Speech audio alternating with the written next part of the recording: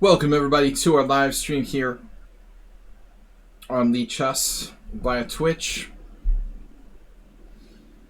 I'm your host for this channel anyway, International Master William Paschall, along with Tarantula, Chess Tarantula, the Chessic Tarantula, formerly known as Ponda. Sorry we're a little bit late. I've got this really important student I work with. So, for this stream, I've got some games left over from last week, including Ripun, Sumeher, Richie. Then I've got a couple of new games from Astrobate, Yabatis, as well as one or two others. So that's two others plus these five. That puts us at 7 games thus far. 7 games in the list right now. And I might have missed somebody.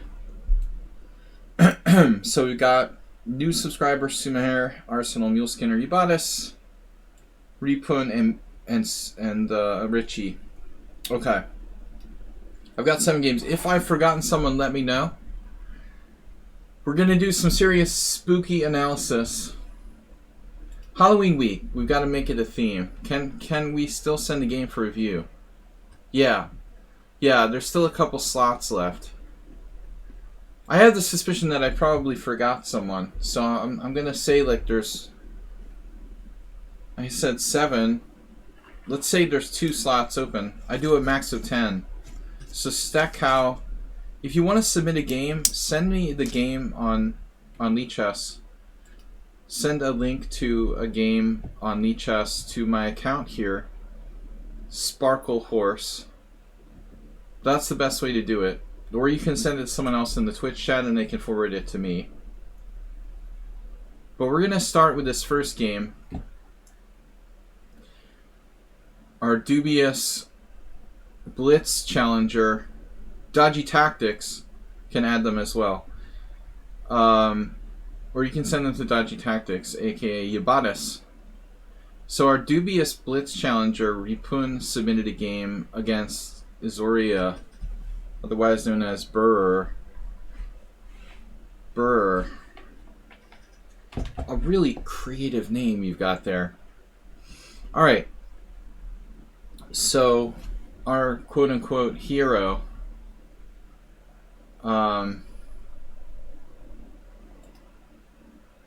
plays e4, e5, knight f3, knight c6, bishop c4. Yeah, I mean, bishop c4 makes me annoyed with black. I prefer bishop c5. Astrobate, thanks for gifting a tier 1 sub to Dodgy Tactics. Otherwise known as... Dodgy Tactics, otherwise known as Spectacular Camel. I mean, the thing about it is, like, knight f6, knight g5, white has a plus score here. I mean, it's a little bit annoying, honestly, that fried liver, or whatever you call it. You know, I think bishop c5 is the professional move.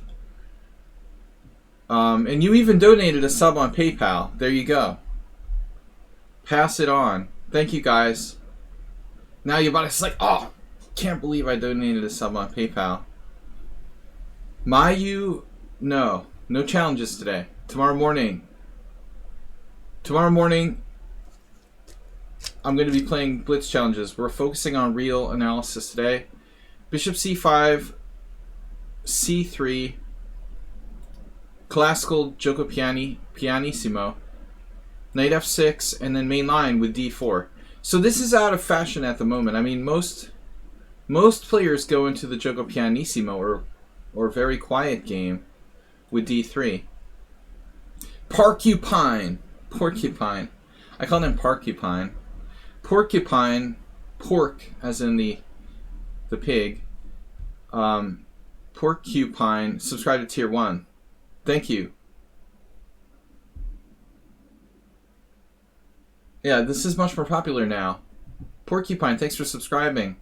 So I got a game there from Locker Guide. Locker Guide is also a subscriber. Is that a game submission? Locker Guide? You know, I don't know how much room we have left. Let's see. If we add Locker Guide, that's probably going to be close to the edge. I don't think I'm going to get more games than that. We're up to like 9, maybe 10 now. So no more submissions. Except for that last player that asked. Everyone's too late. Locker Guide. Open link in the window. Locker B. Locker Guide. Alright, let me open this. Please let me put it in the study. Please, God, let me put it in the study. Thank you. I'm still on last week's. I'm only doing up to 10 games. So if you're beyond 10, you're out of luck. We've got like 9 or something. So we're back to the game with Ripun. Here with white, d4, take. Oh no, e5, okay. Yeah, the best thing to do is submit it like, may your horse be with you. No, Mayu Rish Bors. How to submit the game, please. The best to submit it as early as possible. I've got 6, 7, 8, possibly 9 games. Alright, we'll see. But I don't promise. Porcupine, thanks for subscribing. We'll get to as many games as I can, up to 10. But I have to limit the stream to like 3 hours, basically. And I try to spend at least like 15 minutes per game. If you submit a game, we can always put it in for next week, too. So this variation is kind of annoying. Yeah, e5 might be better than c takes d. Honestly, the Muller attack seems like it's played out.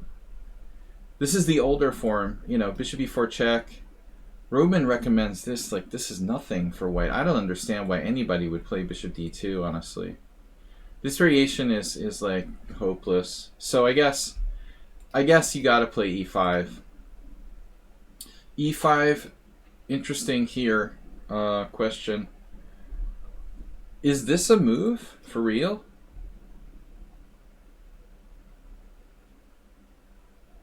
That's really weird. Horvath Chaba 2? There's Horvath Chaba Grandmaster. Kostyuk played this.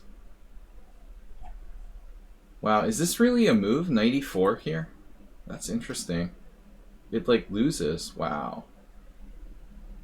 It loses according to the engine. Bishop d5.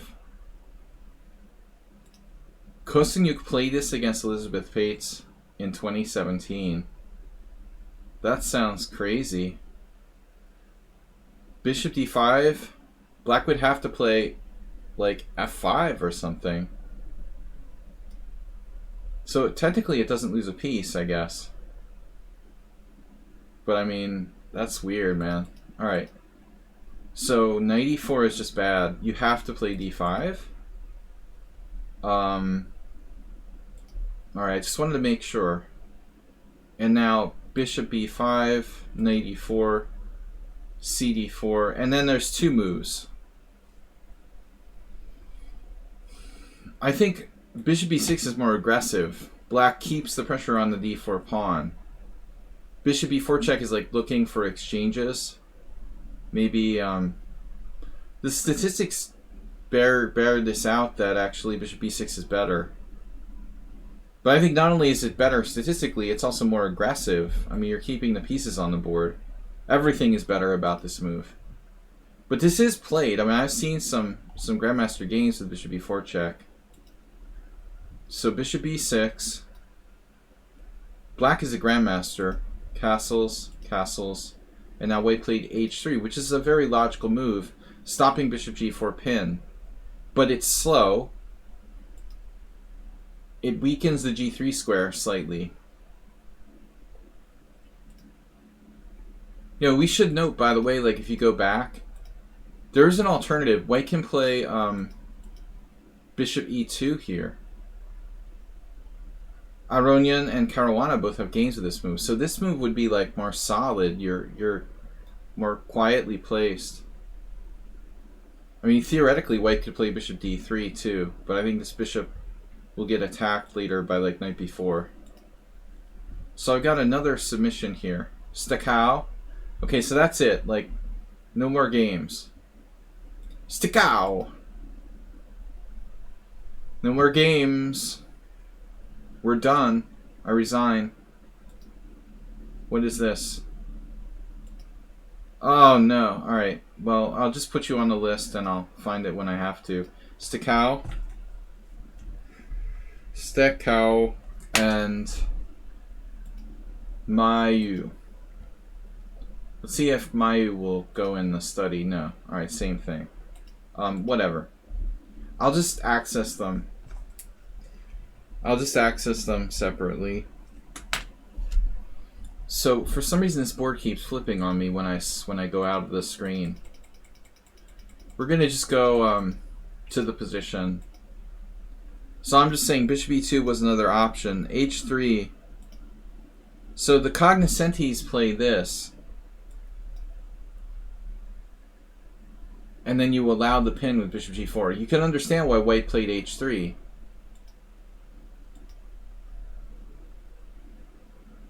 The games and the studies, could I add them? You can't add them.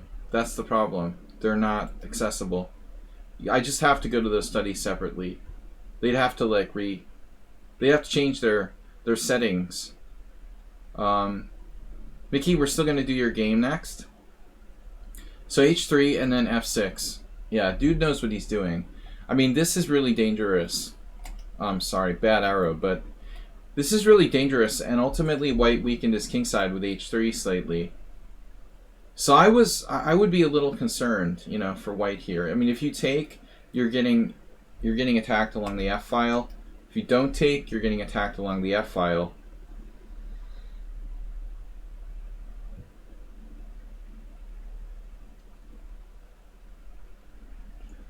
The main move is knight c3, challenging his knight on e4. It looks a little dangerous for white. But he takes here. B takes c. The problem with that is you've given up your good bishop, A. And B, this bishop could be very dangerous on a6, in addition to the diagonal it already occupies here. So it's only played by Yubaba, this whole setup for white. Bad for Panda's teeth. Yeah, but this is Tarantula. Tarantulas have teeth, right? What is that new study? Is that like an improved version? No, you sent me twice. Okay. Oh no, I closed the window. Oh no, closed my window. You tricked me, Mai. Why did you send me two studies? I thought I was in another window. Alright, learn, study. My studies I contribute to here. Where the heck is it? Studies I contribute to. Here we go. We're back. It was a double attack. Alright, is my screen back? Yes. So, okay, you know, if Yubaba played it, it has to be risky. You know, it's probably like slightly dubious. Yubaba beat Kramnik. Oh my god. He beat Kramnik, he drew Anand, he beat Grishuk. No, he drew Grishuk, and he beat Dominguez and Melchumian. Yubaba's like a specialist in this variation. But it doesn't look very dynamic, you know, I don't really get it. I mean, all of our pieces are on the back row, and we have no good bishop. I'm gonna guarantee you the engine doesn't think white is better. That is what I figured, you know. Better for black by 1/5 of a pawn, according to Stockfish. There's just no way you like give up your white square bishop for nothing and you're better. Now it's coming down to equal. And then the very disturbing thing is that the next move, Yubaba played bishop e3 9 times, and it's like the third best move according to Stockfish. That's seriously disturbing.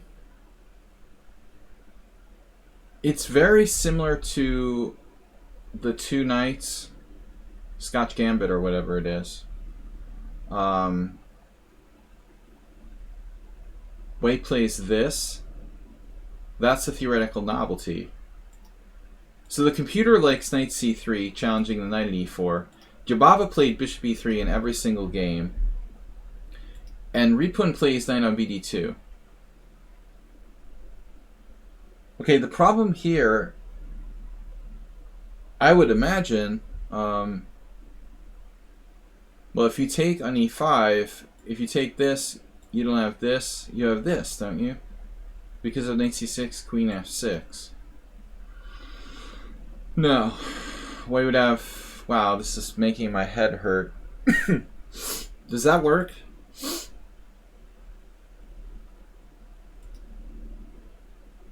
This is making my head hurt. Bishop takes d4. If knight e4, pawn e4, knight c6, winning a piece. Not exactly. Bishop takes f2 check. Man, this is really disturbing.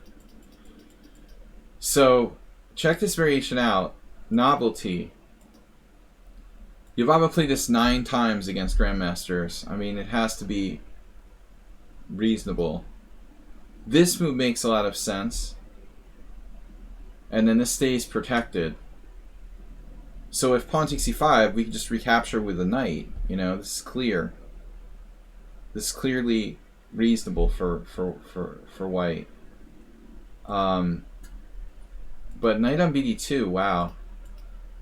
Totally new move. And the question is, what should black do? Should he take on e5?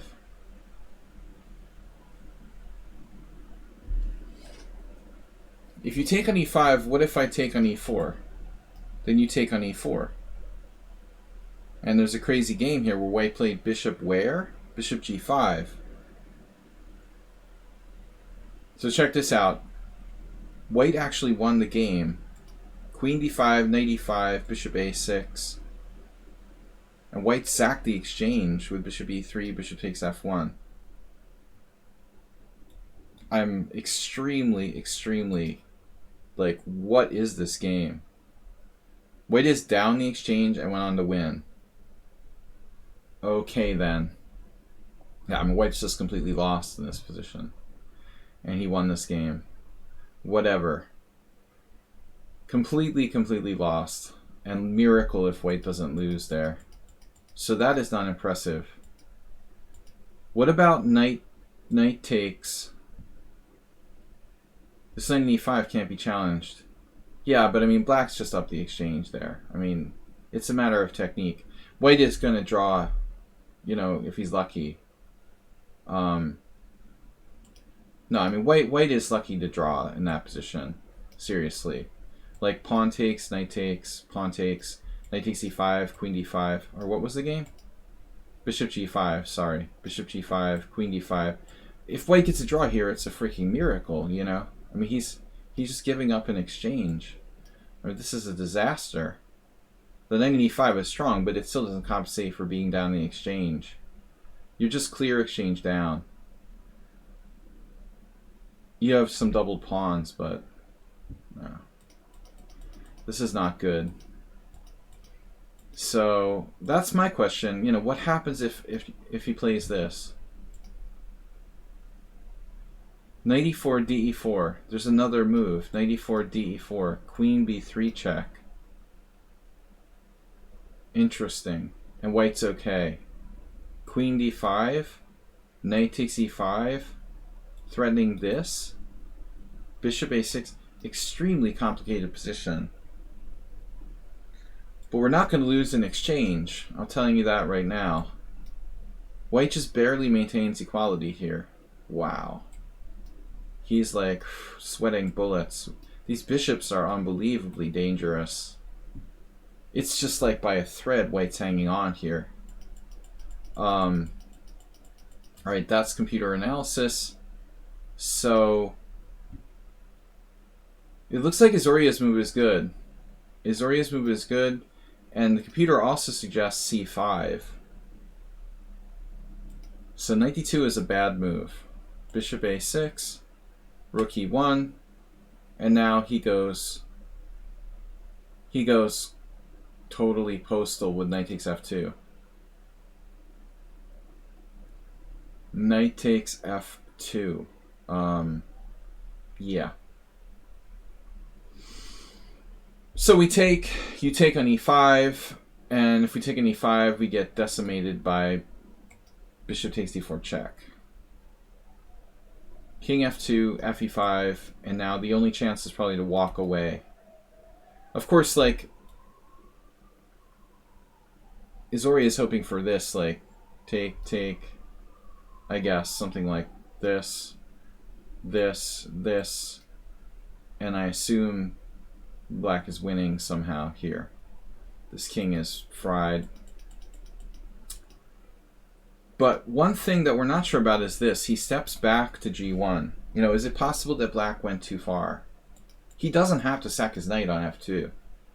Maybe he got a little carried away here.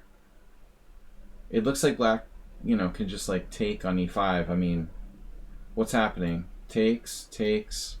Maybe white's okay there. What about this, for example? Knight takes d2 simply. White could play, I guess, queen d2. This coordination is not great. So I assume queen d2, pawn e5, and then you recapture on e5. And it might be alright for white. So it's an interesting try. He sacks a piece here. This might be good. Take, and then back. So black has like a bunch of pawns for a piece. But I'm not sure what his next move should be. You know, it's possible that he should play pawn takes pawn. There's the Tetris, you know, I mean the Tetris is pretty big. Maybe white plays b4 or something, trying to slow it down. I would assume that we have compensation. Black has compensation. Computer calls it equal, or close to equal.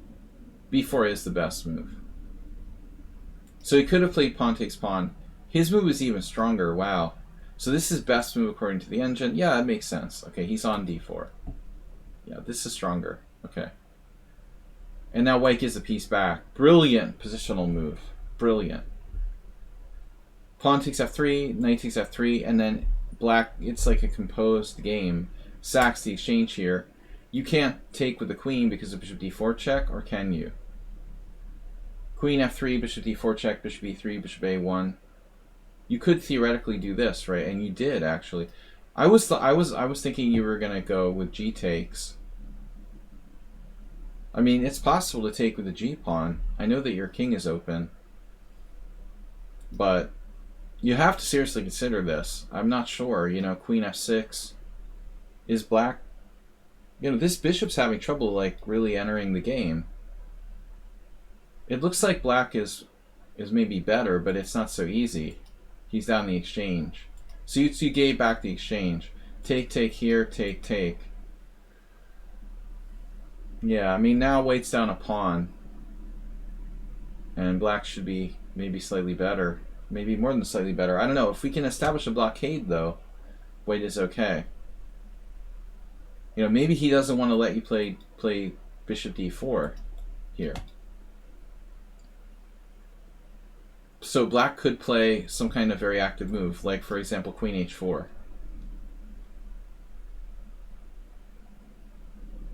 I don't know, but I don't really like white getting the bishop on d4.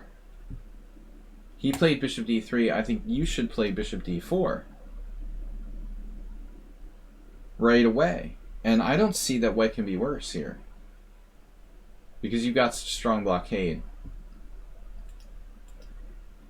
From my perspective, black should stop you, you know, somehow from establishing the blockade. Maybe he couldn't ultimately. Maybe, you know, but this also attacks b4, by the way. So black's better after queen h4. The best move is queen f6. He doesn't really want to trade queens, I think. Yeah, I'm not surprised. So this was a mistake. I think you should just play bishop d4. Because on this, you have here, you have pressure on g7, and you should really be fine. You have pressure on this, you have pressure on this, you have pressure on this. You're down a pawn, but who cares? his pawns are immobilized. So you both made some little mistake there. Rook e1, bishop e4, and then queen f4. Again, he doesn't want to allow, I mean, white doesn't want to allow d4. So this is a better square, but it allows d4. That's dangerous.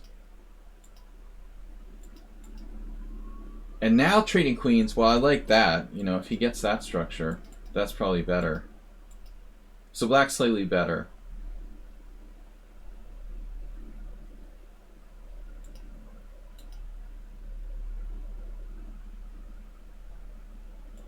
Yeah, I mean, we don't want to do this. You want to draw ops-colored bishops here. You want to attack him on the dark squares. On white, d4, white could go bishop g5. Like queen g3, d4, bishop g5. Yeah, but I don't know. It's a little messy. Yeah, it's pretty murky. I mean, I don't know. Here, the thing is, this pawn is really, really dangerous. We don't have a definite blockade. I'm reticent to allow that. You know, I'd rather not let black play d4. If it's possible. I think it's kind of like a very important theme here. You know, not letting this pawn go. But I think here, I mean, you need to play like bishop d6. I mean, to put pressure on d6. It looks like you're fine, but maybe not. There's a problem. Again, if this,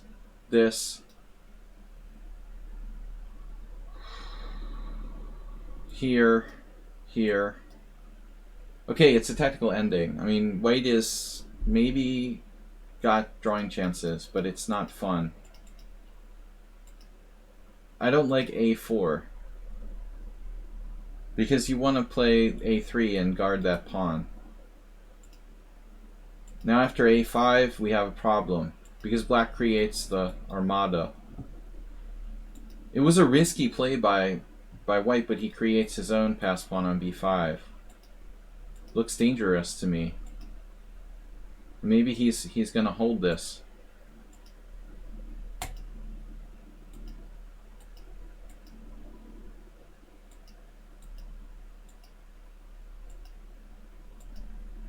What is that? Bishop takes b7, what? So we just freaked out now and sacked our rook.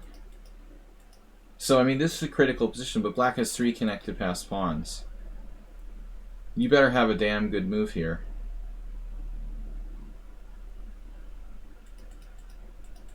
I don't know what's going on, but I like this protected passer on b5. b6, I mean, that's gotta be a mistake. You're lost, though. Wow. Computer says you're lost. I wasn't sure. So it's like a4 is a bad move. The computer thinks you're lost anyway, though. I didn't think it was that bad. So this exchange of queens is bad. You should play something else. What can you do? You could have avoided it in some way. The queen f2. This is looking scary, though. He's got this. Maybe you can play bishop a7. No. Yeah, it's tough ending. Tough ending. But for my money, I think here, we should have played this differently. After this, we play bishop d4. No, I don't think this is lost. This is the key moment. And then white went on to lose after that. But I think you're going to hold this. Alright, that was it for that game. He went on to lose after freaking out in the ending. There's no hope after b7. I mean, he was lost anyway, though. Alright, next game, Mickey versus Sumaher. Actually, it was Sumaher who submitted the game, and Mickey's here, and Sumaher's not. This is from last week.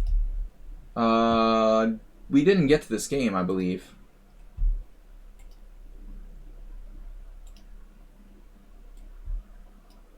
I don't know if we have enough time for any more games. We'll see. I've got 6, 7, 8,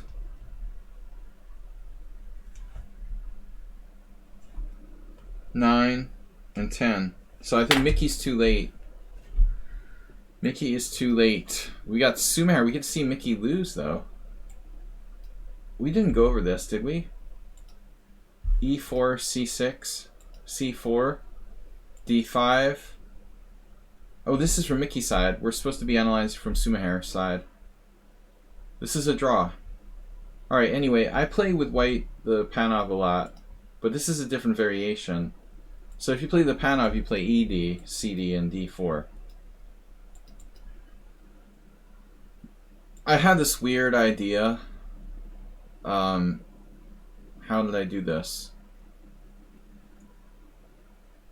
I've had some games where I did stuff like ED, CD, Knight F3, and then I tried to play like the Snake Benoni with white, with like Bishop D3. There's some people who have done this. You gotta come up with original ideas sometimes to make people think. Alright. No, but the game was a different line. This CD, I don't know what this is called. I've never seen anyone play Bishop B5 check here. Sumer is playing the Caro-Kann regularly. Normally, pawn takes pawn, knight f6, bishop b5 check, queen a4 check are moves. I've never seen anyone interpolate bishop b5 check right away.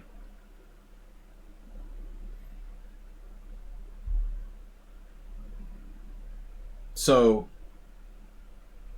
I mean, clearly black has like 3 options here. I would imagine this will like transpose to a knight d7 type of Scandinavian style gambit.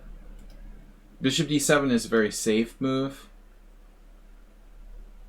and knight c6 is playable, I would guess, because if you try to take here, I'm grabbing with the queen and I'm hitting g2 and I'm hitting your bishop. So that's a problem. I mean, knight c3, queen takes g2, and, you know, you'd have to play like queen f3 or something, which doesn't look right. White doesn't have enough compensation. Right. Black plays bishop d7 like the safe move. And you take, and now the question is, no need to sack on g2? What? In that variation, bishop b5 check, knight c6, pawn takes pawn, queen takes. What are you going to do? Bishop takes c6, yeah, but it's... Yeah, alright. I mean, theoretically, but I don't really like this for white. Theoretically, it's playable, but I think that black is slightly better. I don't really trust white's position. Yeah, no, you don't want to do that. You don't really want to do that. I mean, knight c6 is probably a good move. No, I'm not going to argue about it. I just think it's harmless. Maybe knight c6 is better than the other moves. Maybe white. Maybe you should play a gambit here. Maybe you should do like knight f3 or something. You could play like Aldous though. Do some kind of insane gambit. I doubt this is sound, though. Well, I mean, c4 is nothing. Yeah, nothing's nothing. Everything's nothing. I mean, the main line is nothing. Like, I don't know how to get an advantage against Caro-Kann. Maybe the advanced variation is the best try. Because, honestly, I give up with this. This is hopeless. You know, like, takes, knight f6. There's no way white could get an advantage here. The, you know, the Panov's not serious, so I guess this is the only move, you know, for white. I mean, that's the way it's been going for the last, like, 25 years. What used to be, you know, not the main line, the advanced Caro-Kann has become pretty much like the main move, right? It does seem best. Yeah. Yeah, I think it's best. But it requires a lot of knowledge. Definitely. Okay. So d5 here, take here. Bishop d7, a safe move. Now you trade. Now which way should he take? Queen takes seems better.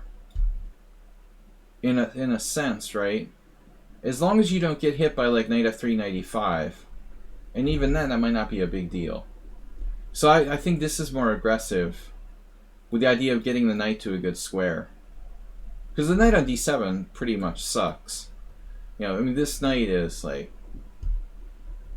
not a great square. Queen d7. Thanks everyone for joining the stream, by the way. Yeah, queen takes to develop the knight to c6, yeah. As long as there's no issues with the queen getting attacked or something.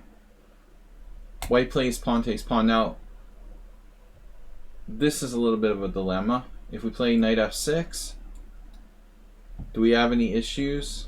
Like knight f3, knight takes here, knight e5 or something? That's what I was wondering about.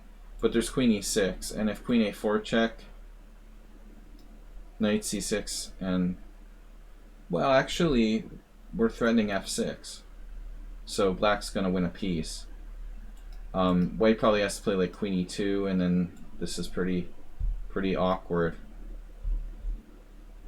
That would be a funny way to lose. Funny, haha. Knight f4, game over. Queen b5 check, knight c6, and if queen e4, queen takes e5. That's funny. That's a funny way to lose because of the knight fork. So, yeah, knight e5 is not good, obviously. So he's got game with knight c3, knight takes d5, d4, e6, knight e2. So I realize this is like a blitz game. White was concerned about bishop e4, so he played knight e2. And then black played bishop e4 anyway. But I don't get it. Like, honestly, like, I kind of get it, like knight f3, bishop e4, to force him to play bishop d2. I'm not even sure if this is good, honestly.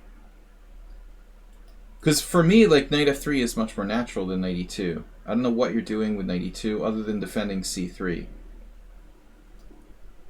But why would he go here when it's not threatening anything? You know? I mean, he's got better squares for his bishop. His bishop should go to either e7 or d6. Right?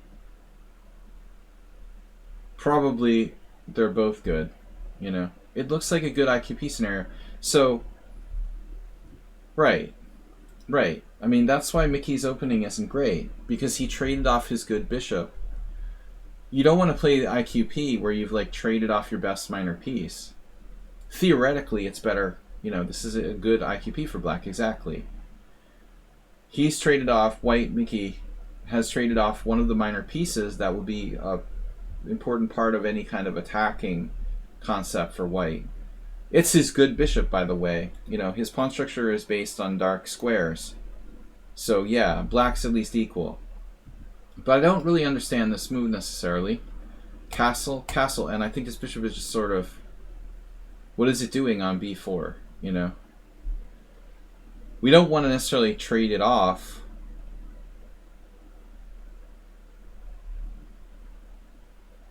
Here. I guess queen b3 is a reasonable move. There's some indirect pressure here, some pressure here. I don't like bishop e4 though. And now he takes, and I mean, that's got to be a mistake. It's got to be a mistake. He upgrades your pawn structure. So, like, bishop takes, pawn takes, and white is threatening c4. Maybe knight c6, c4.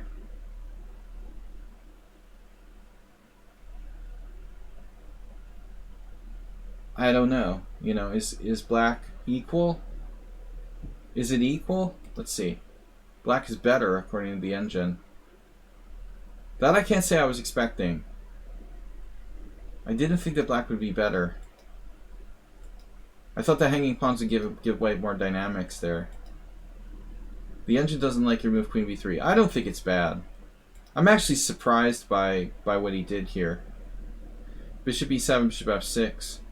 Yeah, no, I mean, I don't like bishop e4 under any circumstances. I don't know, the computer says black it's a good game, but I thought this was more solid. I'm surprised by the evaluation here. The computer claims after this, black is slightly better. I mean, I don't know. Anyway, this is a bad move. And now black has to lose time. So now it's hanging pawns. This good move, forcing a weakening of black structure. And this was weird. Attacking h2. You could definitely take here on b7. I don't know how seriously White thought of this. But I mean, h2 is not a big deal. Check here. Now you're forced to trade queens. Black's forced to trade queens. I guess knight e7, queen c7. Actually, if knight e7, you have g3 winning a piece. So that's not a joke. He has to, like, pull the bishop out now. And I mean, it looks like you're better here with the rook on the 7. I mean, it's a no-brainer for me. Like, I'm definitely playing b6.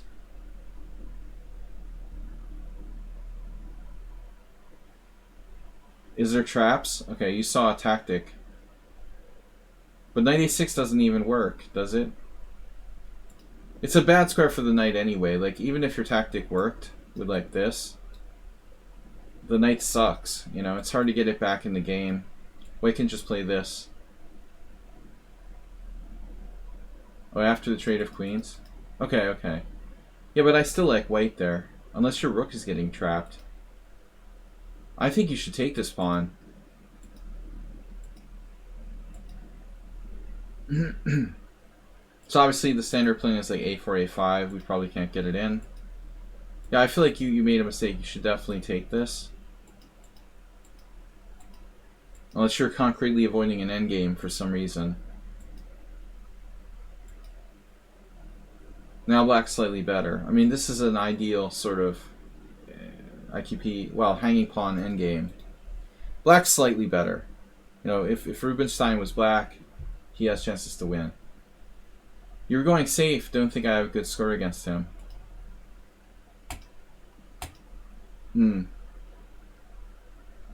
Well, you're clearly the higher rated player, but he's a good attacker, so maybe an endgame is a good place to play against him. But then again, so are you.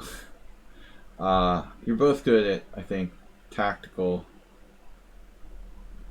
more attacking play, I should say. c5. I mean, it's probably a draw here, objectively. But I would assume you should play d5. I think you're gambling now. Did you calculate this, though? Okay, you're not gambling. You've got takes on b6. And it's a draw and ending. It's just a draw and ending. But you didn't want it. You could have played this. You just take, and there's a back ranker. So this is a draw. Of course, anybody could lose.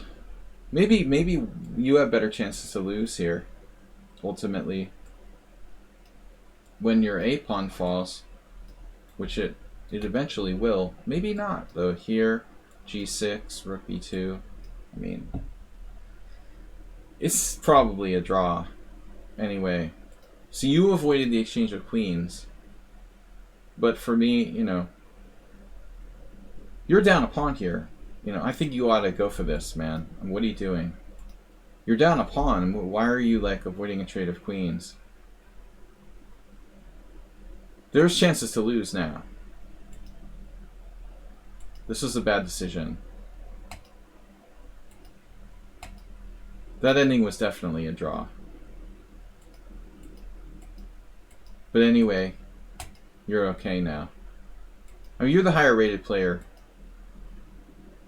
You guys played this down to 40 seconds each, and now you're losing your A pawn. I mean, this pawn should... Your pawn should go. I mean, you're better here. Maybe. A4. Now? Peter doesn't think you're better. I guess not. Oh, you have queen f7. Wow. That's crazy. King h7, queen a7, and he actually blundered his f7 pawn. Or offered it. Okay, so it's a draw. It should just be a draw. Queen takes, queen takes. Queen takes, it's a drawn ending. Although that's not so easy, you know. Maybe black doesn't want to trade queens. I wouldn't really want to trade queens. I would probably like keep the queens on. I don't know. It should be a draw either way. Queen a7. Yeah, he got into kind of a passive situation there. And then again, all roads lead to draws. It really should be a draw. And it is a draw now. Yeah, I mean, I don't think anybody was ever winning in the endgame, even though it was complicated. This is still always a draw. There's just not enough pawns left. Yeah, interesting game, but I mean, you played the opening sort of strangely with the bishop e5. I mean, that's not a serious variation. Alright, thanks, Mickey. Actually, that was Sumahare's game, but maybe not a game you would have chosen to submit. Not your best effort. Sumahare's not in the house here, apparently. With Chess Tarantula and I, that wouldn't have been Mickey's choice to submit a game. Richard Smith is over the board game against Edward Barker. Bob Barker. So, alright. Don't forget to get your pets neutered. D4. Spade or neuter your pets.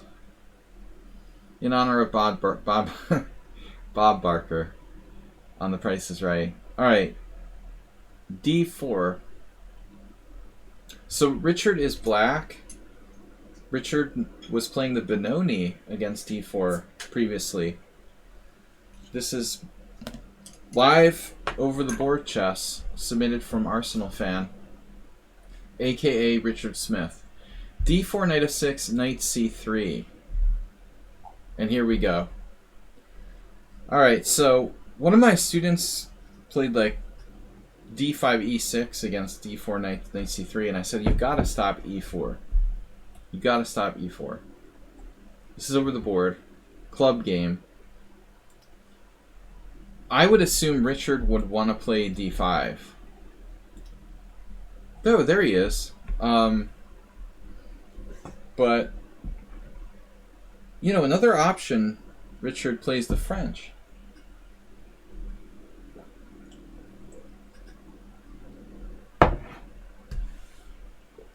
If nothing else, you could always transpose to a French with e6. e6, e4, d5. But now we're taking our life in our hands here. So I didn't know, Rich, that you played. I didn't know you played the Pirch defense or the Philidor. After it's going to be Pirch defense.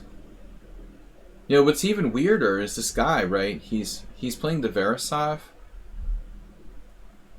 I mean, it's surprising. I would expect Verisov player maybe to play like Bishop f4 or Bishop g5, but he just straight up transposes to the Pirch. He's like, whatever, I play e4.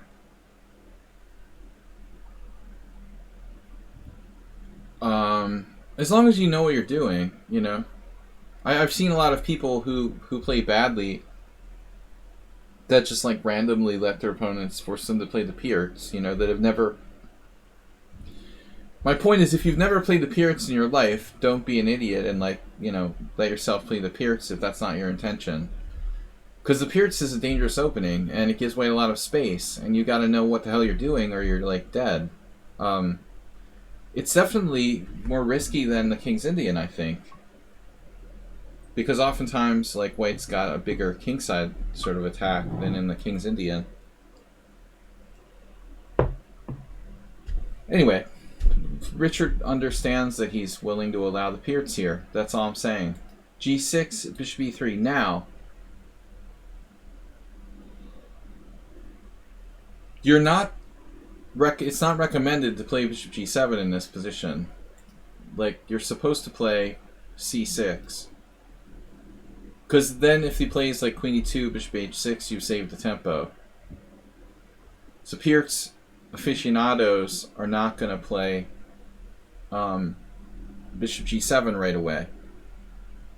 And it's the same thing if you play the modern, you don't necessarily want to play knight f6 right away. Because you don't want to allow bishop h6 or whatever. The other move that's interesting here that I don't know anything about this, but I mean I assume this is a similar idea. a6. I guess a6 with the idea of b5, and c6 is kind of a waiting move, but it also obviously, you know, promotes like b5 type of stuff. It also promotes queen a5 type of Piert stuff. I mean, it's a normal line in the Pierts. a6 is a little different. We're not going for like c6 and b5. We're going for like b5 and bishop b7. And maybe double fianchetto in some positions. Or maybe like b5, knight mbd7, and c5 somehow. But you're playing a traditional move now, bishop g7. So the most dangerous is probably queen d2, going for a quick bishop h6. See, now you're still not supposed to do castles. Castles into it. Like, even this is better. But here you've kind of lost the tempo, right? If bishop h6, queen h6, you wasted a tempo on bishop g7. That's the thing. Was it worth it? Maybe not. Alright. So f3. Standard move. Mr. Coffee, what's up? Just saw what?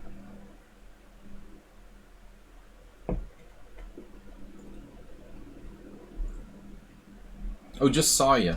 Alright, f3. You know, so at this point, you're committed to bishop g7. You could still do c6. I think after f3, a6 loses some of its charm. But it's still plausible.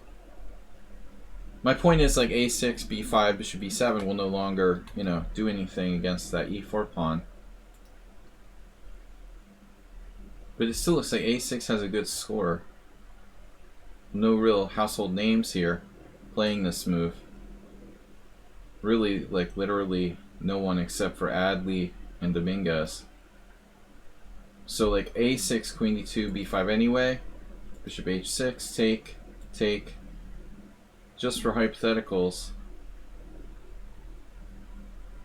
It's possible. So let's see what you did. You did knight on bd7. I mean, is knight on bd7 bad? Is there something wrong with knight on bd7?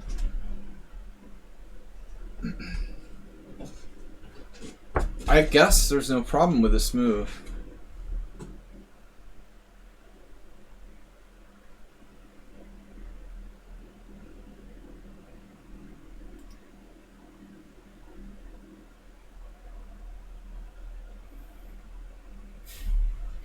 Arsenal's playing the Benoni.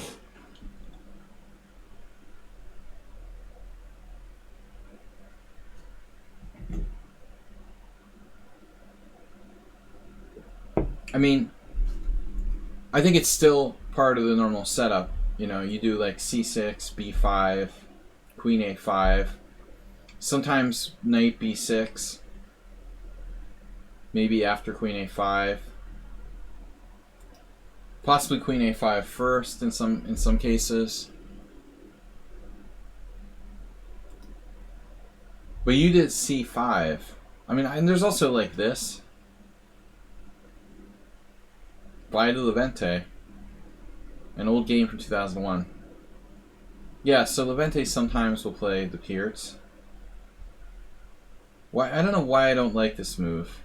It's like a traditional sort of King's Indian type of structure. There's a little trap there. If bishop h6, knight e4, and you have like queen h4 check. So that's always nice to get one of those in. Yeah, but I'm not in love with e5. I like this best. But again, I don't think you should have played bishop g7. So c5, okay. Now we're in the twilight zone. I don't know what this is. I would be scared of like takes a little bit. Knight takes and e5. We have to calculate that.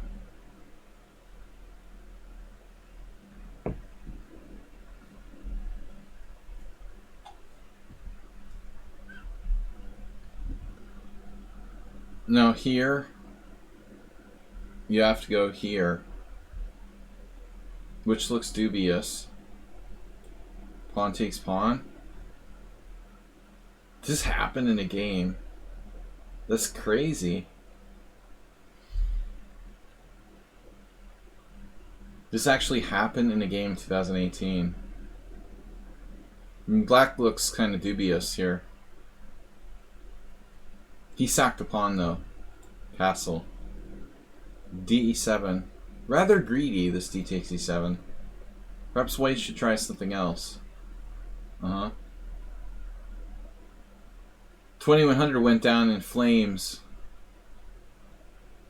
But it looks like he was doing well. If he just doesn't get greedy. White has a very strong position. There looks some comp. But I don't know what else. I mean, you were gonna take here with the knight, or were you intending to take here with the pawn? I don't like this. I guess it's playable though. You could. It's not great. You could take with the pawn. I mean, he could even sack a pawn like that. This looks scary, honestly. Check, king takes. It's like a Mora gambit. White has a lot of compensation. Actually, it's not even down a pawn. No, this is bad. I don't like this. This looks creepy, but okay. Yeah, maybe this. Maybe you can survive. I don't know. It's possible that it's not that bad. But that's the critical question. I think if you play knight c5, he castles. If you could get out of here, you might be alright. He also could just castle and then like do e5 on a later move. For example, castle, castle, e5. You'll do the same thing though. Just come back and sacrifice your pawn on d6. But I don't know if you have enough compensation. It looks dubious. The opening is dubious. c5 is dubious. Why? I mean, maybe you have some other move here. You know, I mean, I don't think you'd go John. You go David Norwood or whatever and then start sacrificing all your pawns. I mean, there's no way this is sound. You can't do this. This is kind of weird, though.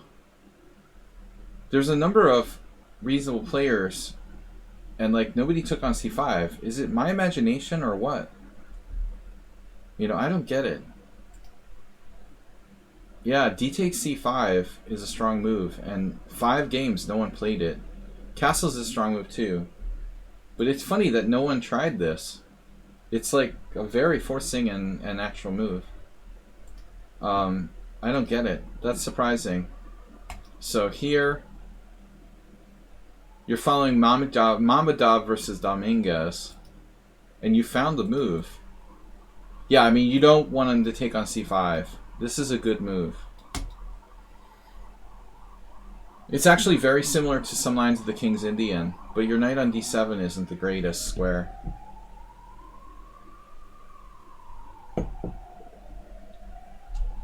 Queen a5 is good.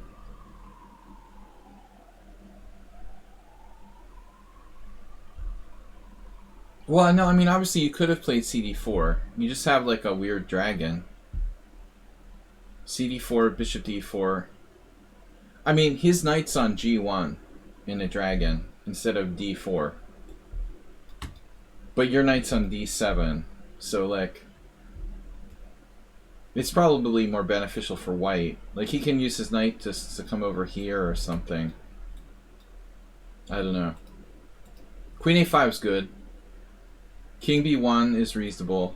And now, Arsenal novelty, castle. Hard to criticize castles. Dominguez played a6. Mammadov take. And then Dominguez took with the pawn, although you would expect knight takes. Presumably the threat is this, with a slight problem. Just a slight problem. If you take on e5, you're dead, because of mate on d8. Otherwise, everything's okay. But I mean, a6 is a really slow move. I like your move. You know, castle seems more fundamental, to be honest with you. I think you're better off playing castles. You might even be able to play like b5 or something crazy on the next move. Yeah, I mean, white's playing g4. So what do we want him to play, actually? d5 is bad. Okay, white could play sensibly, like knight de2, knight f1. Wow, there's a Janza game from 1993. Knight e2 going here or here looks like a very sensible move. Obviously h4. This g4 looks a little slow. I'm concerned g4 is a bit slow.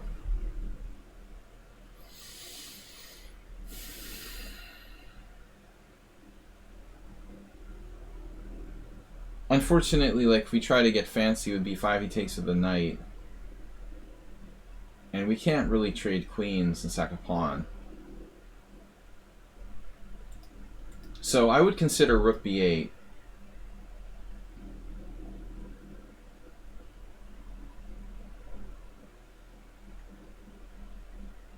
The problem is we're running into g5, like g5, knight h5, knight d5, and trading queens is bad. Stuff like this. I mean, I assume this is bad, like check, king h8, takes, and we're just down a pawn.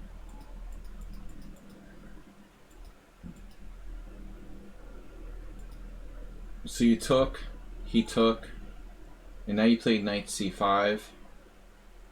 I mean, damn, dude. It looks like knight e5 is almost a normal dragon. Well, his knight's on g1, though.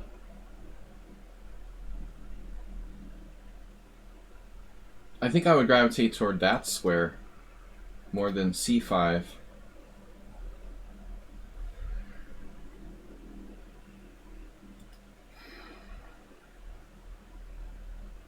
It's conceivable to do like a piece sack on his pawn chain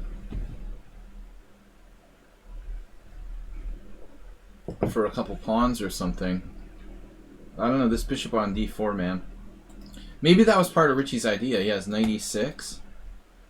Maybe you sometimes can hit that bishop on d4 with knight e6. Yeah, I don't know if anything's safe here. He's got a big kingside attack coming. I mean, his attack should be faster than your attack. h4, bishop e6. All right. Now we got an idea. You're threatening this very nasty, brutal shot. Wow. So he plays a3. It's probably forced. This is literally forced. I mean, you're threatening to annihilate him with knight takes c4. I don't know if knight c5 was too optimistic. Yeah, I mean, maybe knight e5 is safer because it's closer to your king. But I mean, I think it's dangerous either way.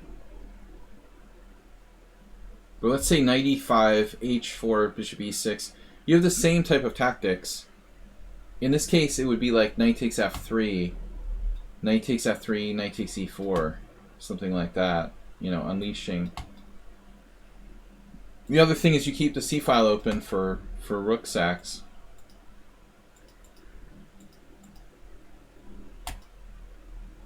And I like this move.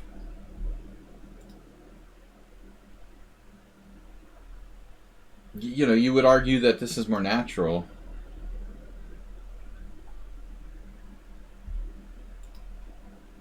This is slightly more natural than rook fb8.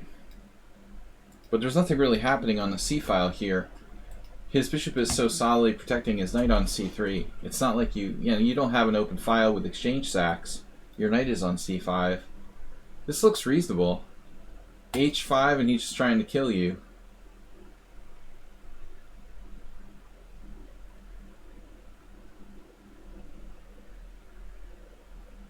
So, just philosophically fill me in here. If b4, queen takes. This is crazy. Yeah, takes. I don't know, man, but this doesn't look safe for white. I'll agree with that, I guess. He can't do b4.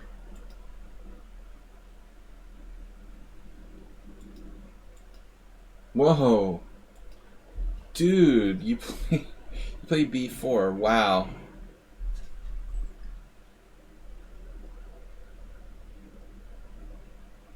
Yeah, I can't say I saw that coming. Yeah, he for sure was surprised. I mean, he must have been expecting a recapture. I mean, in retrospect, it has to be a candidate move. I assumed it wasn't sound, but I mean, maybe it is. So, just first of all, if we make a quote-unquote normal move, you know, like HG, what's happening? He's got queen h2. I mean, there's no mate here, you know. He doesn't have a mate. I mean, where's his mate? Like, g5 shuts down the lines. I mean, my inclination would be to just recapture. You're worried about bishop takes c5 after b4. But I mean, my first question is, like, what if we make the normal move? Like, what happens there? He also has e5, actually. There's this question, too. I mean, this is a very complicated position. I mean, like here, rook takes, pawn takes s6, rook takes b2 check. I don't know what's going on. This looks pretty damn dangerous. Maybe white is just lost, right? Is he lost? Check. Knight to b5. I mean, man, white has to be lost, right? Dude, what is going on here? This can't be okay for white. It's a draw. No, it's lost. Oh my god. Wow. Wow, you have a perp. Queen b4 check. I didn't see it. So it's a perp. But you're winning with queen a3. Oh, the engine reveals all. Wow, this b4 is really, really strong, man. This is probably really, really strong. Damn. This is much stronger than I thought.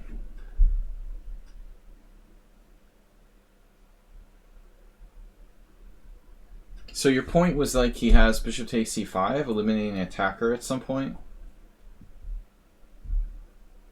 Wow. What about like knight a2 or something? Can he ever do that? That's sick. Knight a2?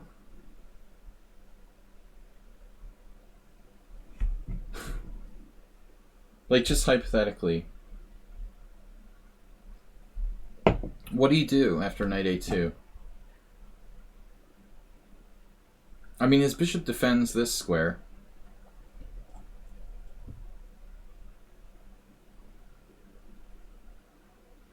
I mean, I don't see anything clear. Like, what do you do with this knight sack?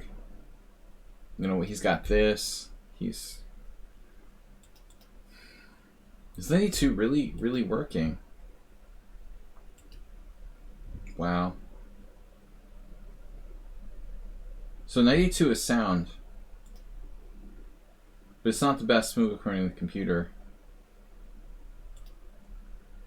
So he has knight d5. The same idea, but more active. Okay, he took on h7. You play king h8.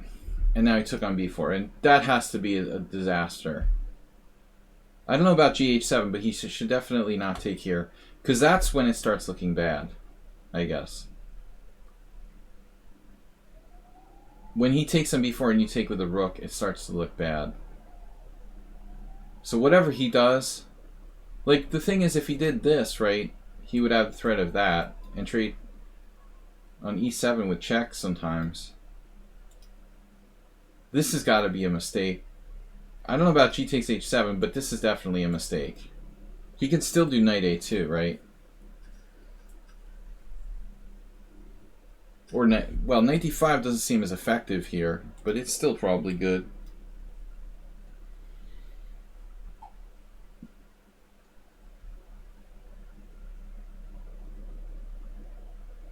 You can't sack your queen. Like, there's no variations where you're sacking your queen.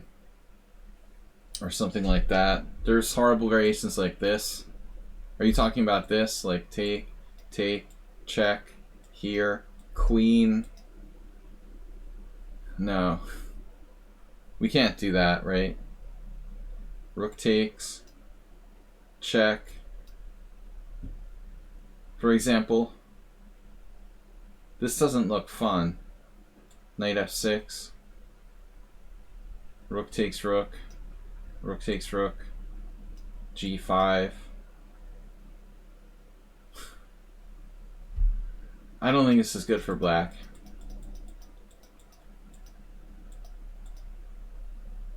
The question is here.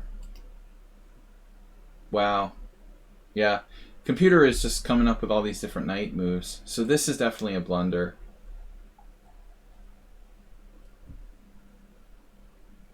So it looks like you have a really strong attack after rook takes b4.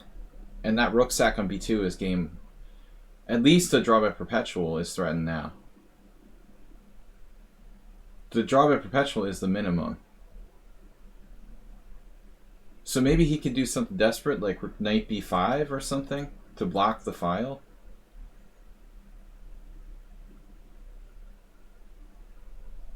No, it's mate in 2. Jesus. I'm like hanging mate in 2. I think he's lost here.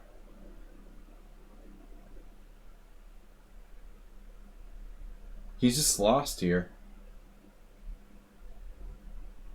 I don't think there's a defense. He plays this, and you didn't do the rook sack.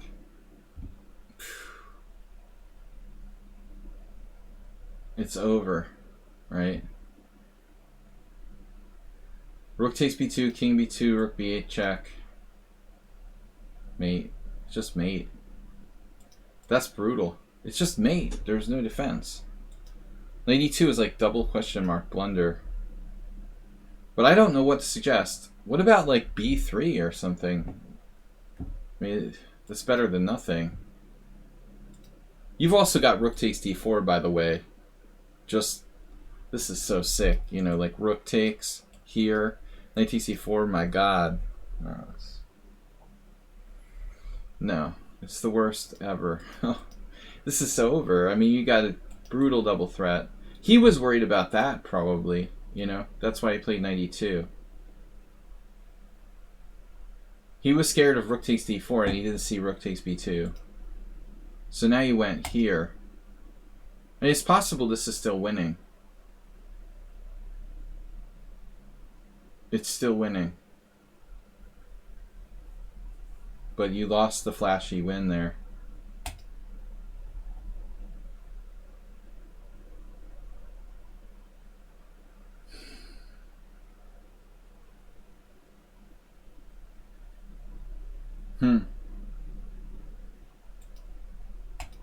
So what happens after b3?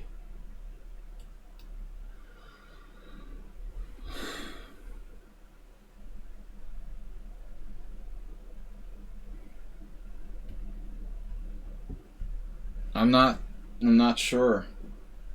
Can you explain to me what's happening after b3?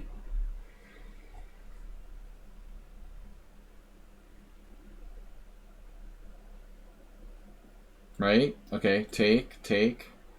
And then we have queen takes. Oh, okay. Because I saw this and I was like, well, you know, maybe he's not dead. But you have queen takes. Ooh. Yeah, that's not healthy. This is not a healthy square. Something bad might happen here. Ugh. Yeah, I don't want to look anymore at that. That doesn't look good. There's no immediate way to mate him on the A file, but there has to be a win here.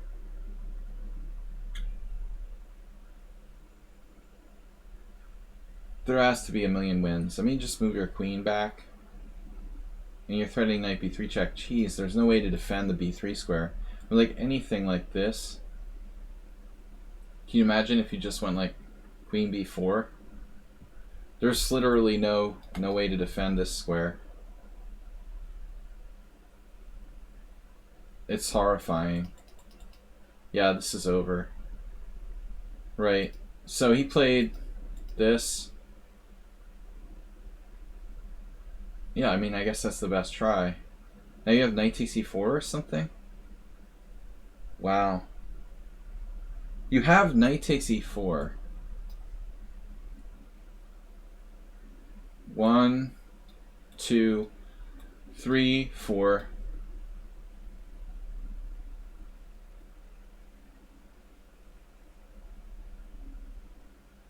That's probably winning. I mean, he would have this though. Oh snap. I take it back. My god, he's still on this. So bishop g7, king g7, h8, check. Ugh. Rook takes.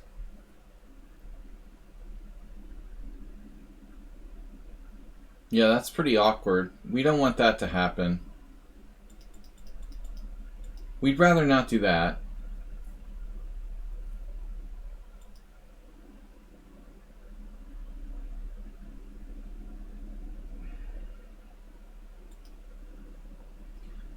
So that's a good move. You took first.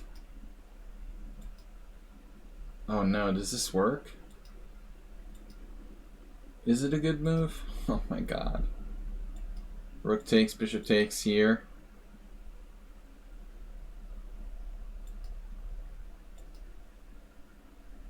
I mean, theoretically, it's 2 rooks for a queen. My god. You have to have something winning here. Wait a minute.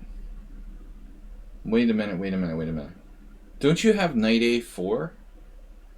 Do you have another attacker on a4? I mean on b2? No, he has knight takes b4. That's annoying. But still you're winning, right? Maybe not. Yeah, here he has this. It's unbelievable. Oh no, it's not mate. It's crazy. Rook takes here, queen takes, bishop b2. Oh my god.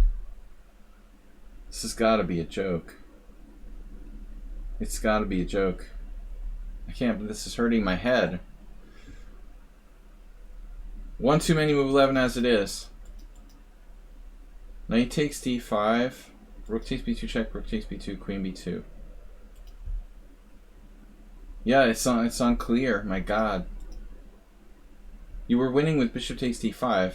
How does this work? Huh.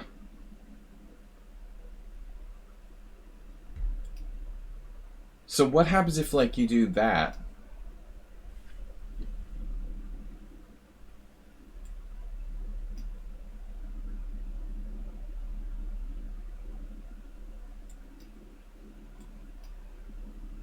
I still don't see where's the mate. Oh, there it is. This is kind of good. This is rather good, actually. So you had it. You had to eliminate his knight first. Eliminate his knight first. And then you focus on b2. So I suppose there might be more than one winning move here. Knight. But you don't want to allow bishop g7 check if you can help it. So knight a4. c3 is mate. c4. This is ridiculous. Alright. c4, rook takes b2 check. Somewhat awkward. Yes, this is winning. Wow. So here, here, and then here, and you take it out with the bishop. Instead you got unclear. It's kind of messy now. I don't know who's winning.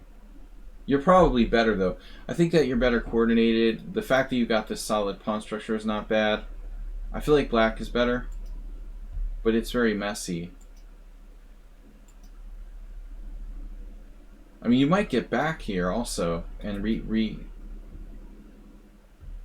What happened? You sacked your queen? Oh, you picked off his bishop over there. Whoa.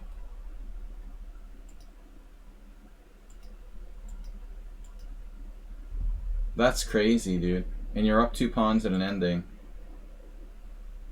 So you didn't take with the king because you didn't want to give him opposite colored bishops?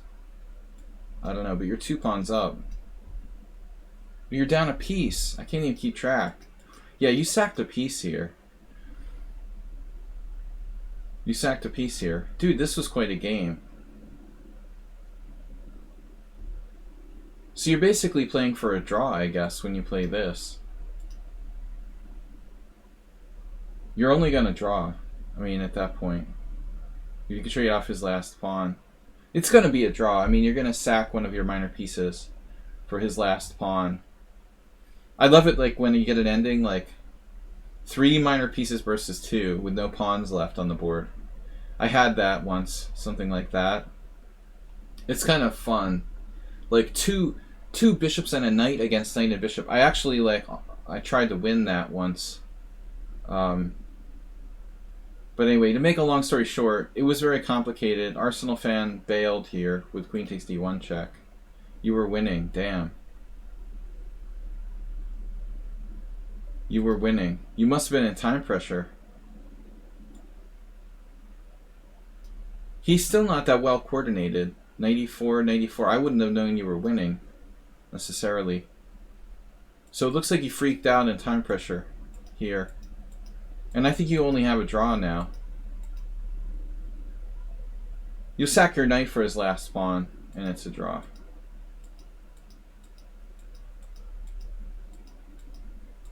It should be relatively easy to do that.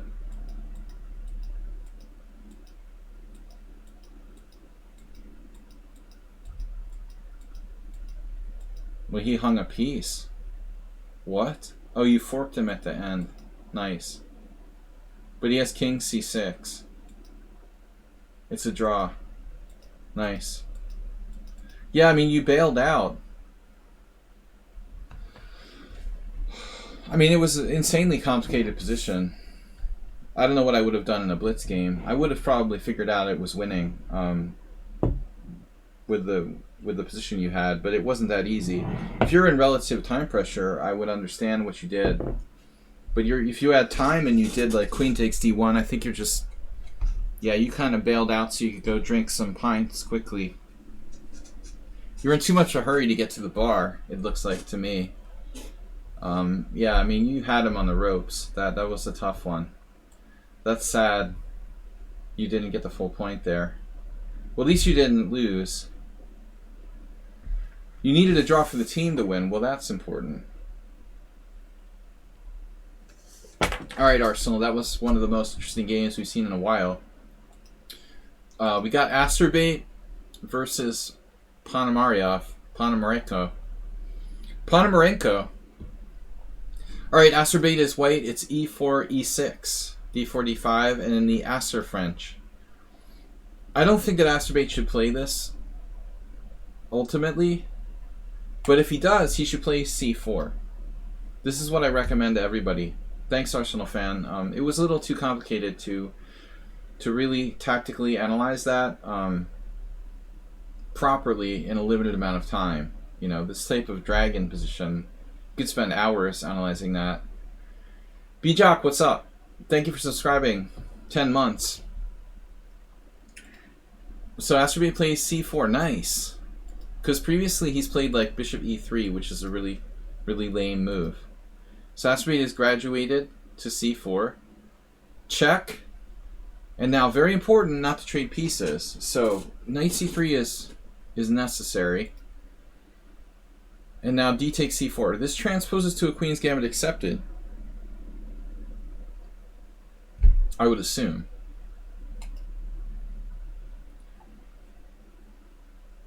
It seems longer than 10 months. I agree, B-Jock. It seems longer than 10 months.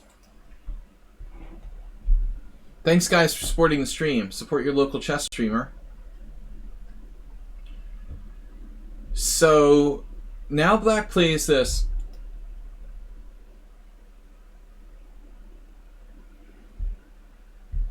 Queen e7 check.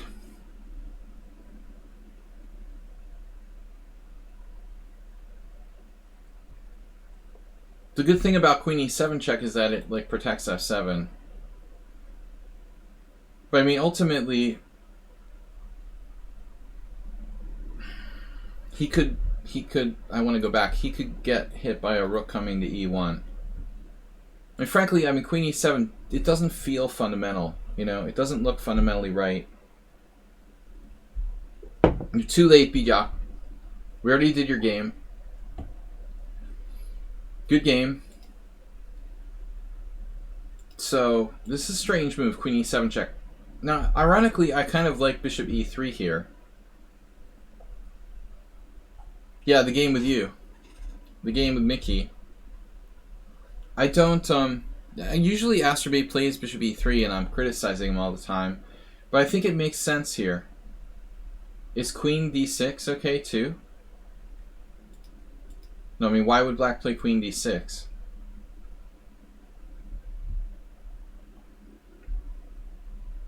I don't really... that move doesn't do anything. What are we talking about? Oh, protecting the bishop? Well, the bishop's okay. I mean, he's always got knight c6. Are you going to lose to queen a4 check? Oh, shit.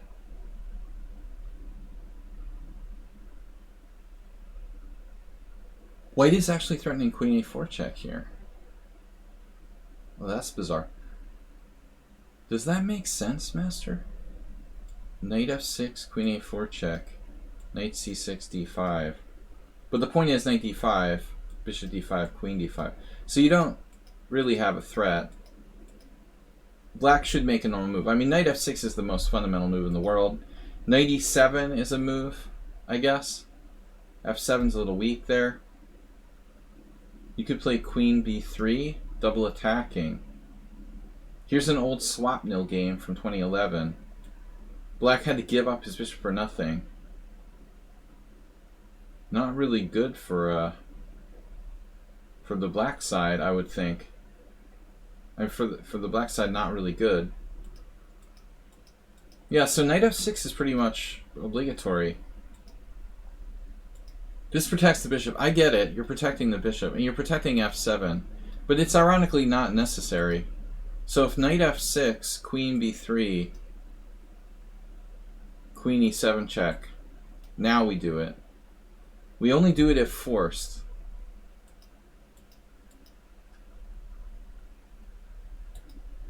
He does it voluntarily. So I'm wondering if you should play bishop e3 here. I don't like this knight on e2, really, a lot. I mean, I guess it's okay. You could swing into f4 later. It's not that bad. It's almost like some sort of weird Nimzo Indian. It reminds me of the Nimzo. But, from my perspective, this seems more natural. Here, castle. See, Astrobate did. He swung his knight into f4.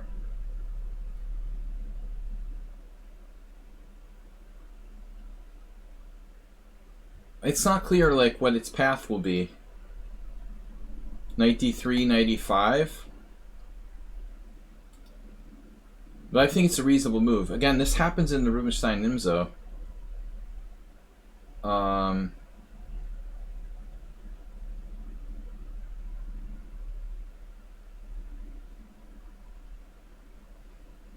mean, Rubinstein-Nimzo, we'd have a pawn here and a pawn here. And like similar sort of structures. This is much more open though. So obviously there's a threat of knight d5. Sort of. Pseudo threat. This is passive though. I mean, c6 is passive but solid. Black played knight c6. So if knight d5, we just trade pieces and then give up our bishop on b4. Now, Arsenal, queen d6, not a good move. I guess queen d8, for example. Knight b4, knight b4. But it's unclear that white has any sort of follow-up now. It's nice that he has the two bishops, but nothing special. So Asterbate needs to develop, and he went for knight d5, but I'm not sure, you know. I mean, rook e1 is a very logical move.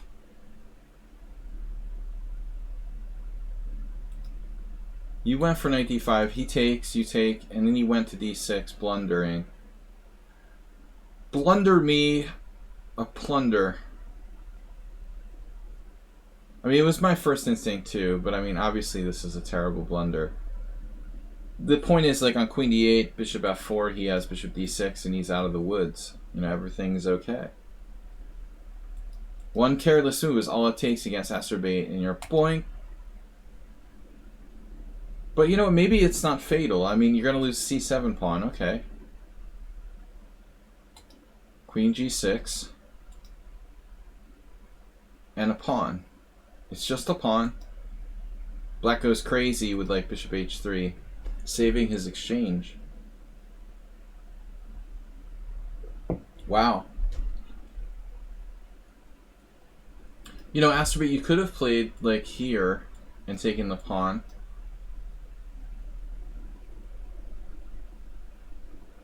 That looks problematic. Could that be problematic? Never be greedy, right? Loose pieces drop off. So knight takes here. He also has bishop g4.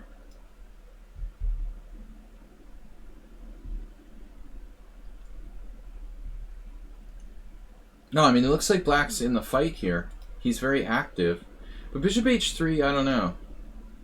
He just goes bishop g3. What about bishop g4?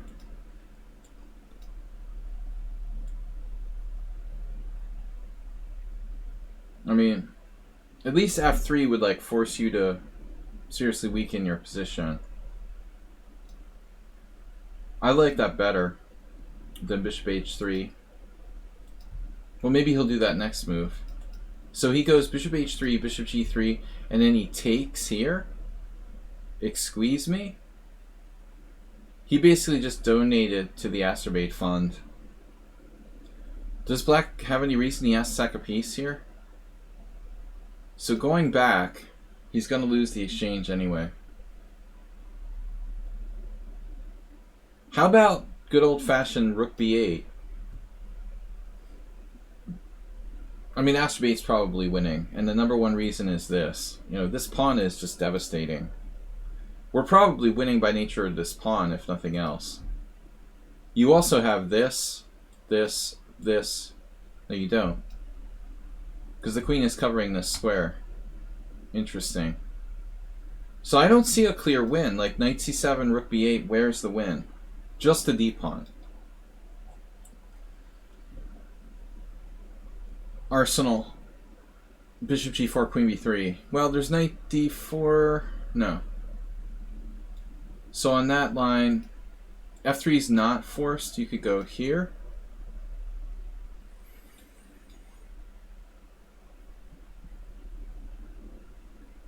So it's not obligatory to play f3. True. But now black saves his rook. Or not.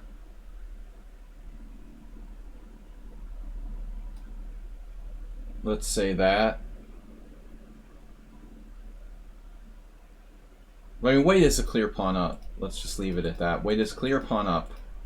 On a powerful pawn, you know, on the d file. But this is crazy. He just like sacrificed a piece for nothing. I mean, game over, dude. You're piece down. Oh no. Whoa. Maybe it would be safer to play this, but he has queen takes, king takes, knight takes d4 check, king e4, rook takes c4, king d3. How do you guys like that? b5.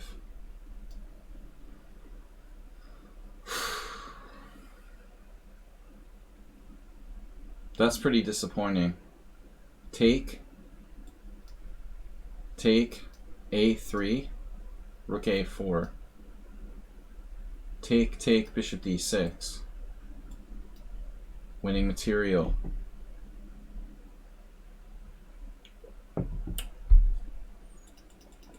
I don't know, that's a lot to calculate, and I'm not sure it's all forced. Rook here, knight d5, check. Asterbate could have simply played f3.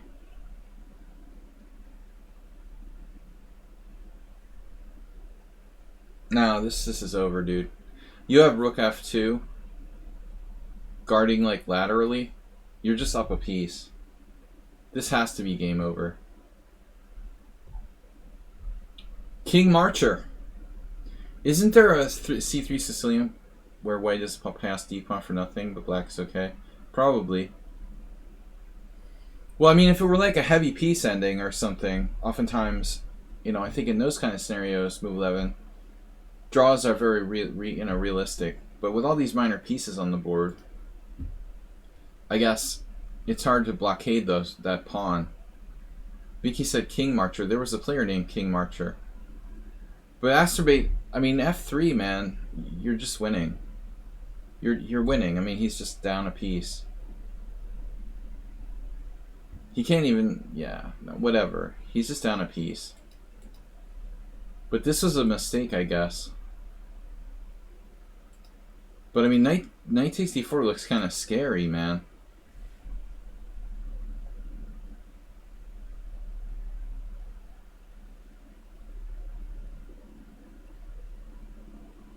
This is a very serious threat of knight f3 check.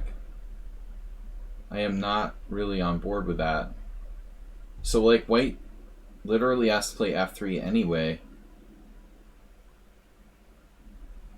He would have had to have played it anyway. Maybe you're still winning by a thread.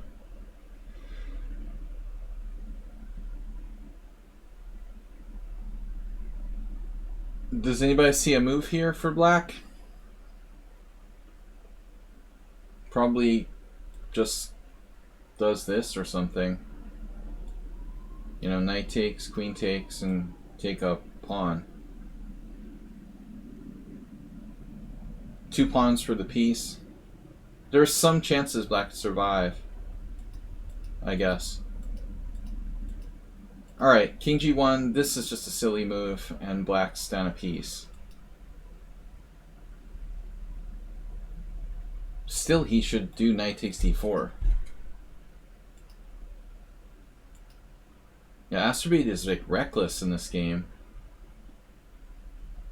You're playing very recklessly.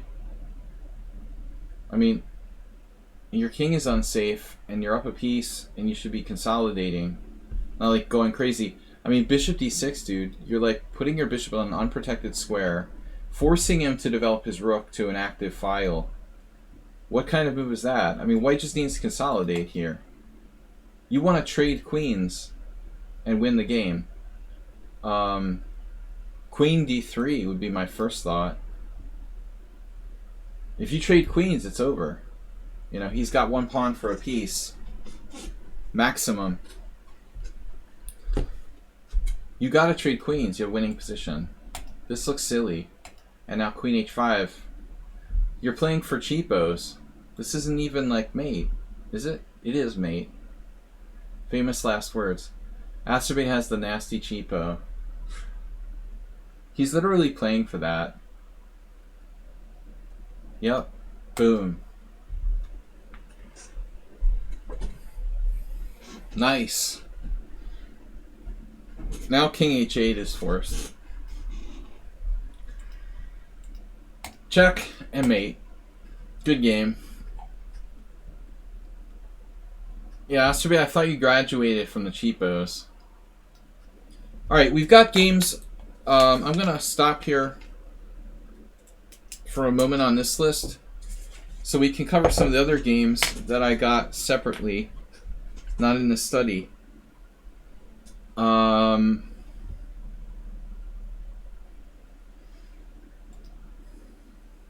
have to go back in my messages here. Enrico. Now, forgive me, I don't remember Enrico's handle. Enrico subscribed this week and then submitted this game. Enrico is... Do I have information on who played this? Do we know which side? Is Enrico here? I'm not sure which color he is here. We'll just analyze the game. It's ending in a draw, so I don't know who's who. This is Enrico's game. Knight c3, knight c6, f4, g6. Bishop c4. It's an unusual move order. I mean, frankly, I like knight f3 better. Probably the best line is bishop e5 rather than bishop c4. So this is not regarded as good. Bishop c4, bishop g7, knight f3, and then black's supposed to play e6. e6 is clearly the best line. Black plays knight f6. Now this...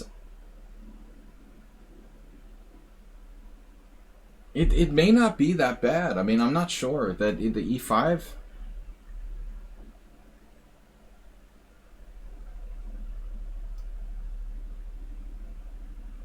e5, knight h5, attacking f4.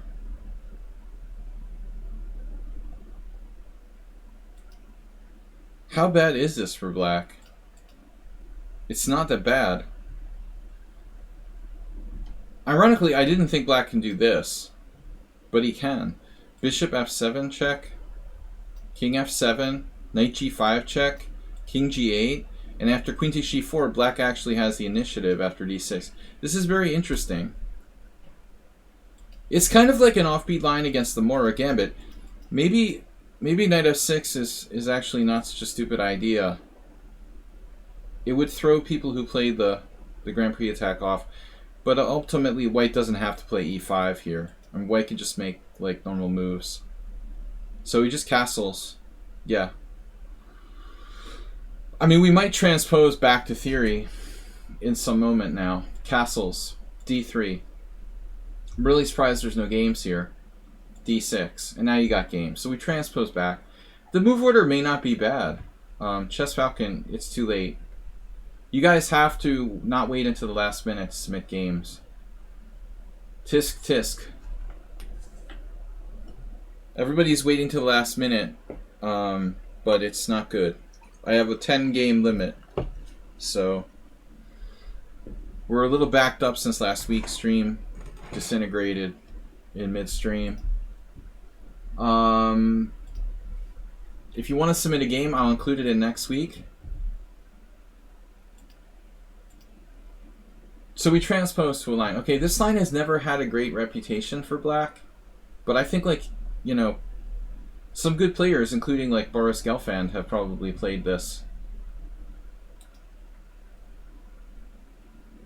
Now white plays h3. That move looks exceedingly slow. Princess Chess. Always have a positive attitude. Just early for next week. This looks like an Astrobate move. Makowski, not to be confused with Markowski. Polish 2600. Yeah, I mean, the moves are f5 and queen e1. And probably another move that might be useful, I guess, would be like king h1. Played Gashimov. The late, great Gashimov. You know, the third choice would be king h1. All of the above. You know, a3 is a move, giving the bishop retreat square back to a2. But I'm not crazy about h3. It like weakens your king side. It, you know, it's better to just deal with this pin by playing queen e1, going to h4. I'm not sure which side Enrico is playing here. So h3, bishop d7. A normal move.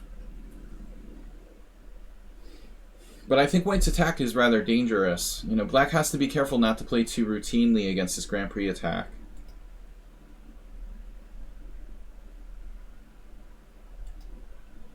I mean, this threat is very serious. a3, rather slow. And this move definitely looks suspicious for black. I mean, there's no way that you can sack a piece on h3. So this move, like, it really only serves to try to stop f5.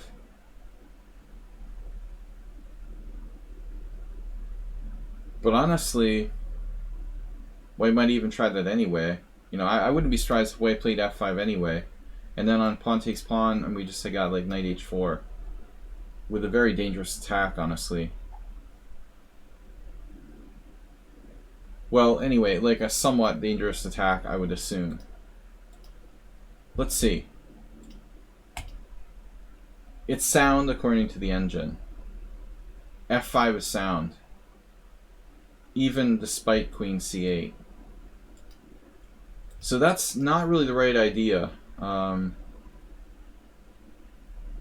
But I agree. I mean, it's not obvious to say like what black should do. Maybe like trading pieces with knight d4. Try to exchange pieces. And if you get this, you can bring pressure to the c file to play against c2. I had a game like that last year. It didn't go so well, but I managed to hang on. So this looks kind of artificial. Queen e1 is good. Knight d4. Okay, that's the idea. And he plays knight d4. But look, I mean, take, knight e2, and the bishop will drop back here defending c2. So I think that black is in some trouble. It's not clear that this isn't necessarily the problem right away. But what does black do here? Maybe b5, bishop b3, a5, probably. I mean, I don't know what happens on this. Looks like white can literally take that, but a4 might create some complications, like here in this pawn. If the c2 falls, black might be in the game. I'm not sure exactly how that goes down. How do we get that pawn? Like, this is guarded by queen takes. You know, maybe some way black can battle back here. Queen e1, knight d4, queen f2. This is extremely passive for white. I don't like queen f2.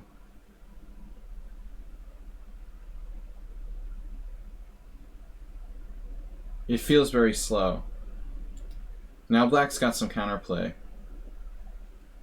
And this definitely seems like a mistake. It might not be that bad, I mean, honestly. That queen misplaced on c8, so take, and you're on e7. And that's rather inconvenient. This is guarded. Though I don't know how we're going to get rid of that knight. We'll have to trade it with a knight. Black played rook e8, a question mark move according to the computer, but, you know, it looks very natural. The other option is queen d8. But honestly, it looks like white has a pretty strong attack here after, like, f5. I'm pretty concerned about white's attack potential. Trading off his white square bishop wasn't so bad. The other possibility is that black doesn't have to take, by the way. If you go back, like, nobody says you have to take this bishop. Who's saying you have to take this bishop?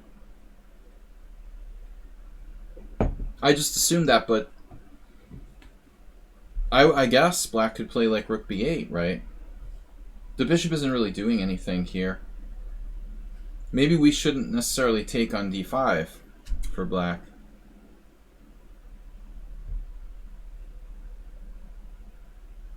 Oh, bishop c6?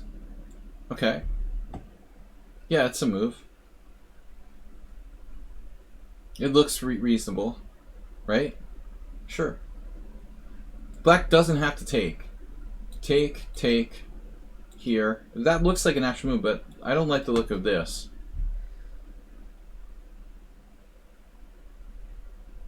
The natural move is f5 in this type of structure, where we're playing for usually, like, you know, coordinated attack against f7.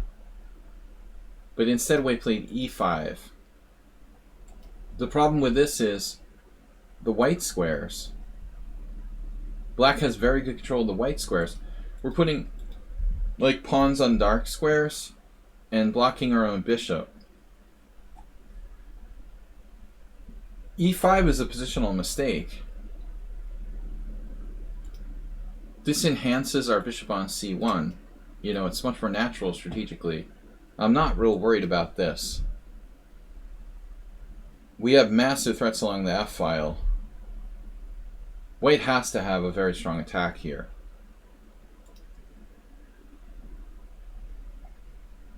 So, this is a bad move. Move 11 said is bishop c6, maybe bishop a2. Well, yeah. I mean, the argument at the end of the day is, to be honest, like, he should have played bishop a2 to begin with, right?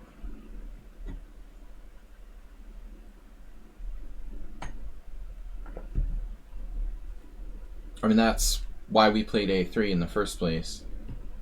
It was kind of a sucker move, you know? He got him to trade off a kingside defender. Knight d5, knight d5, rook e8. And now a strong attack with f5. But e5 is a mistake. Bishop c6, the knight's hanging. And it highlights the weakness on the white squares.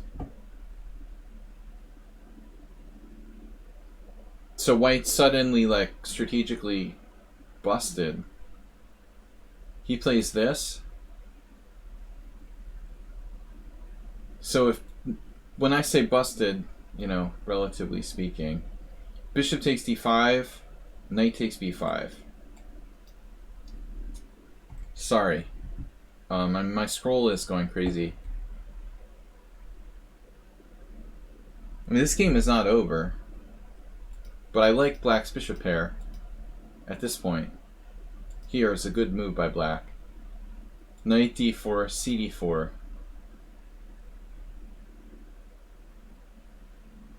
Now we have a slight technical problem. The knight is very short of squares. We have queen d4. You have queen d4. It holds. Notice that... Why can't we take back here?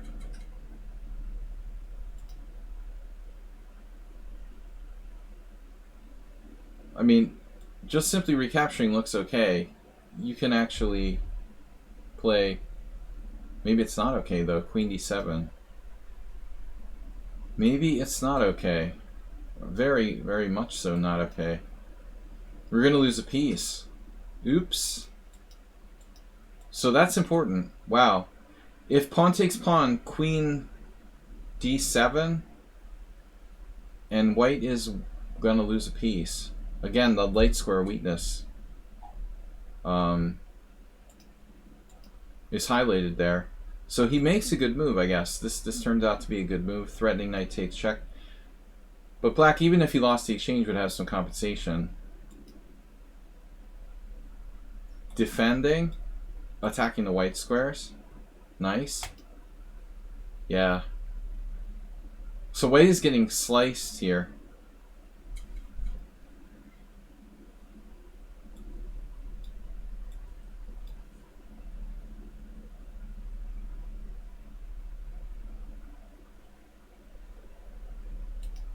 The queen is misplaced and he's getting sliced.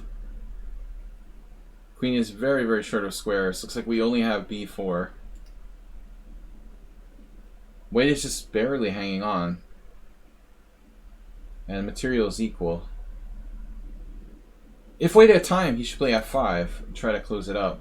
But black doesn't let him. And now we can defend laterally. The other option is like e5, f5, and, you know, again, the white squares. Black is better, big time. I would say black is practically winning this position now. Even though it's equal material, the bishops are just too strong.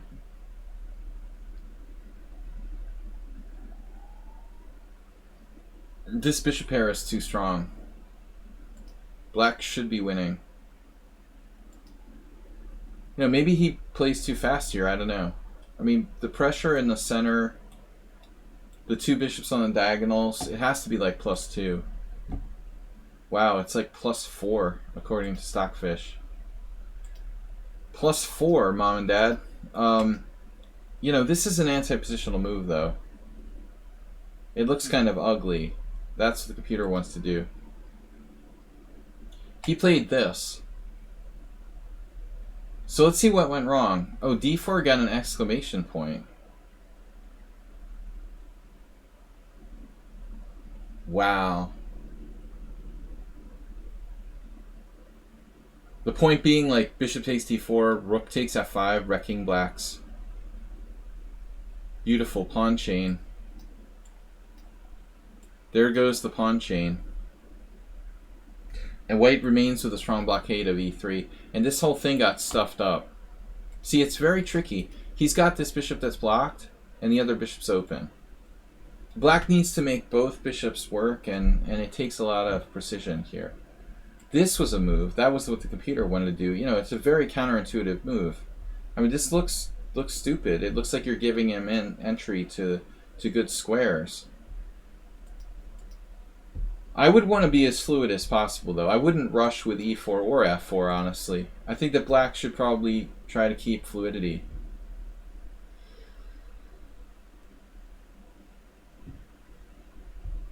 I mean, the queen is crazily placed on g5. It was on b4, now it's on g5. White is very, very lucky if they don't lose this game. But they found a sharp tactic. So rook takes f5 immediately would allow black to open the game. And that's not...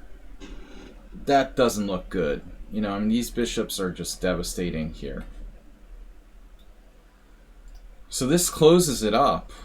And white has a protected passed pawn if he plays c3. It totally changes the whole game. So black took, and then he took.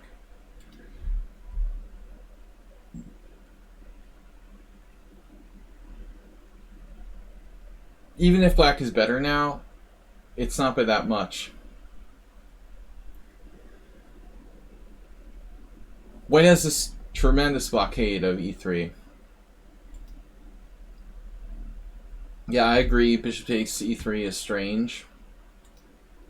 And it's very possible that black is clearly worse now. Because, I mean, if you consider the weaknesses around the black king side, totally exploitable. Whereas white does not have exploitable weaknesses. I mean, his weaknesses are covered by his Dexter bishop. Black now has pawns on the wrong color. White's kingside pawns are complementing the bishop. So white suddenly better. This is a problem. White doesn't want to trade queens, so white should play like queen g3. It's very similar to an earlier game we saw today. Very possible white still has serious winning chances here. What was that game with queen g3 we saw earlier today? Oh, the first game from Ripun. Similar blockade. I think if you want to win, you have to avoid the exchange of queens. Yeah, you're a little better, but if you want to win, you got to try to avoid this exchange. Rook d1's, you know, with black here, I'm very happy to get the queens off the board. Try to play for a draw, I guess. I guess this is playable. But unfortunately now, white's better, but not of the magnitude that you'd be better with the queens on the board. There's no, there's not nearly as much chance black's going to get mated without the queens on the board. I admit he's still better. I mean, we could get the king to the center.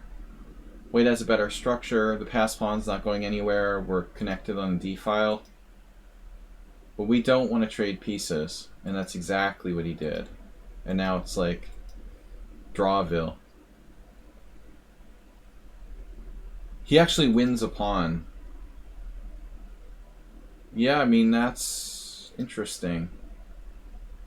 Could this be winning for white? With one pawn up, a 3-on-1 majority on the queen side?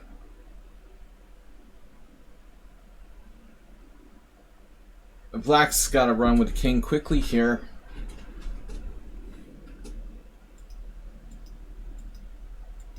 Excellent choice, though. Excellent play by black. Centralize the king to d5 quickly.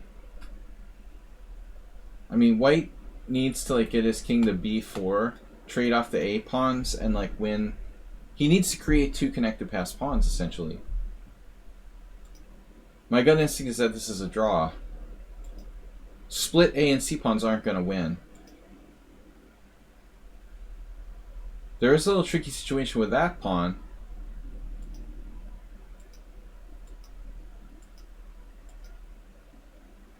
Wow. Yeah, I mean, this pawn is a very major pain in the butt now on e2. Frankly, I don't know. I would have taken this. Probably. Take. Bishop takes g2. Bishop g7. Maybe g5. Pawn takes pawn. Pawn takes pawn. Feels like a draw.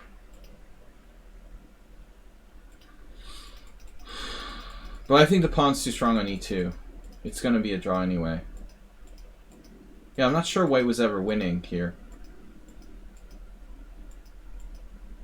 It's a dead draw now. Alright. Yeah, good game. Interesting game. Alright, let's do Mule Skinner's game. The Skinner.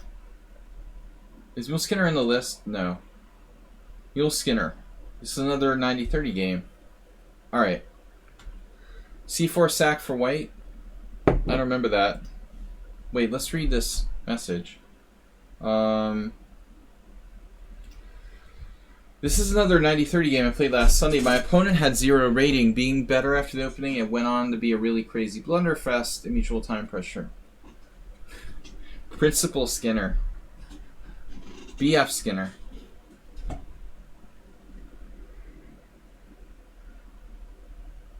Maybe it's the X-Files. He's from the X-Files. Skinner. Alright. Dodgy tactics. What's that?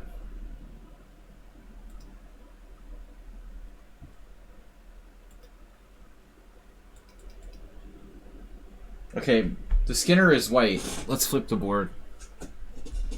Director. Thank you guys for supporting the stream. Those who subscribed. Astrobate with 5 gift subs this week. We've got no cheers this week. It's already Thursday. Cheers are at a premium. They must have gone up with the price of gas or something. I can't believe it. Not one cheer. It's Thursday. I feel bad. Alright. So, wait a minute. I said he was white. I'm sorry. He's black. Knight f3. d5. The smoking man. I'll give a nice cheer when I get paid. I'll be holding my breath, man. Just let me know. Man, whatever, the analysis engine gave c5 a dubious. It's not really dubious. Okay. Mule Skinner likes the Tarash. And now c takes d4. This is, Reminded me of Rubinstein's conundrum, the symmetrical queen's gambit. There's some transpositions. Okay, c4 is like white's best move. It's extremely important. Now black can play the accepted. Nothing wrong with that. So cd4, I guess queen d4. And then we would transpose to one of those weird lines like this. This is symmetrical queen's gambit transposition. Knight c3, queen d4, knight d4, and then bishop d7 or a6, and white has g3, and white's slightly better. This is like the main line of the symmetrical queen's gambit, and you can't neutralize this diagonal quite. I don't know about bishop d7. That's interesting. So what do you do here? You gotta be a real sicko to play this with black. Black has nothing. Black has nothing, that's for sure. Is black surviving is the better question. There's no question black has nothing. Can black live? The face hugger. Can you live with the face hugger? BF Skinner. Alright, knight takes d4. So this is bad. I mean, white played c4. Mule Skinner took. And this guy, you know, he can play cd. Or he can play queen takes d4. I don't think there's a gambit here. Is this a gambit? Maybe we could play it like some kind of sick, some kind of crazy... Nicolaitis has a game with black. He was on my Facebook suggestions. Read Grandmaster yesterday. I don't know him. I never met him in my life. But he looked kind of cool on Facebook. Queen takes d5. I mean, you could play like a bishop d7? Some kind of gambit? Queen b6? That's what Nicolaitis did. Yeah, this is really dubious. Gambit style. Alright, so Mule Skinner plays c takes d4. And he's supposed to play cd or queen takes. But white plays knight takes d4. And now black has choices. Takes on c4, e5.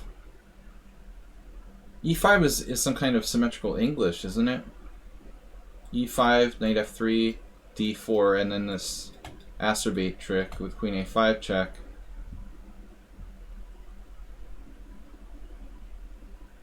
You think you were winning in your game at one point? I don't remember seeing that clearly.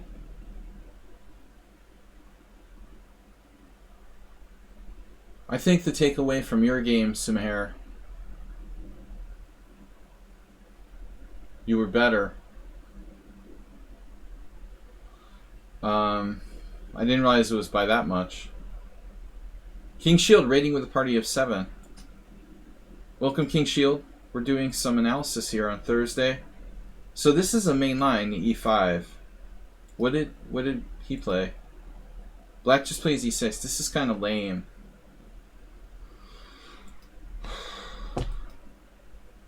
Lame. I mean, knight f6 is equal, right?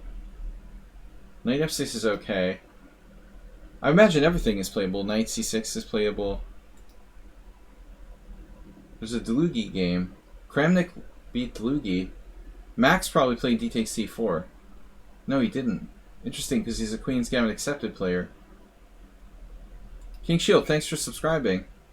But yeah, Mule Skinner, you got to know this is like a very important line. Here, here, d4. Now e3. Knight c6. ed4. I mean, I don't know. I guess takes. This is the... I played this with black against Oliver Mihawk with colors reversed. I tried to play what white's doing a tempo down, which is really dubious. Bishop d3. White lost here anyway with an extra move. This is good for black. So I don't know what else he can do. I mean, he'd do passive like knight c2.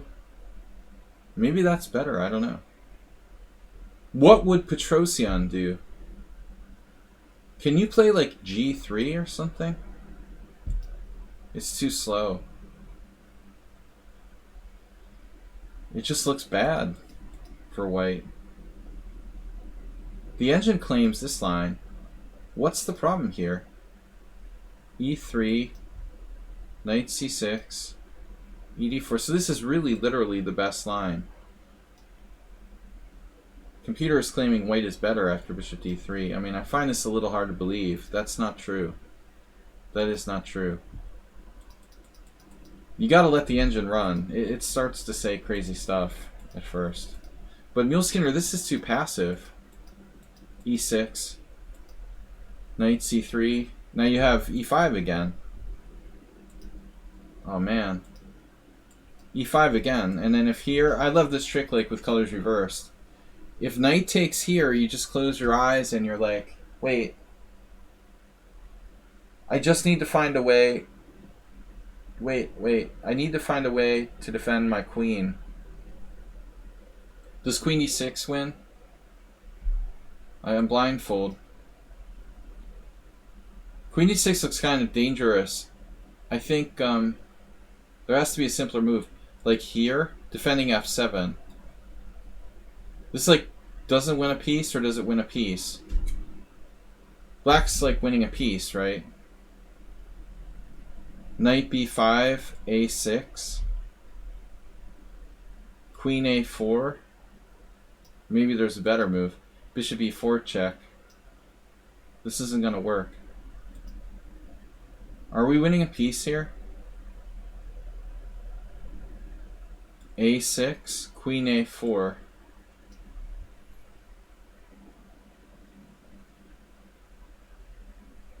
And like what now? Knight d7? This looks pretty sick. Someone else subscribed for you. Did you get a gift sub? I didn't notice. It looks like knight d7 is good. He's dropping a piece here. So anyway, like this is a typical trap. Like you often see it with colors reversed. Muleskinner is just not playing incisively enough.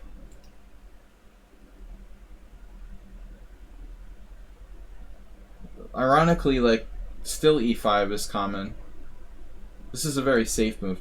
But I have the feeling we're going to transpose to a normal semi-Tarash here at some point now. Yeah, this is crazy. Queen a4 check, bishop d7, queen b3. Now knight c6. Developing naturally. And now, what? So obviously I expected white to take on c6. And I don't know which way you take. This is good, and this is good. It's kind of hard to decide which way to take, isn't it? Like, I don't know. What do you guys think? They're both good. Black is better in either case. But this is more dynamic, maybe. Like, I'm afraid after this, white takes and you lose, you know, it looks kind of symmetrical. Actually, King Shield, yeah, you're not showing up with a sub there. For some reason. Sometimes, like, Twitch is funny, though. Boom.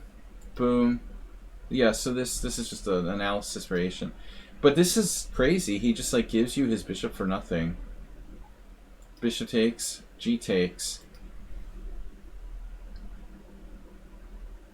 Yeah, I don't know why Muleskinner didn't take with the bishop.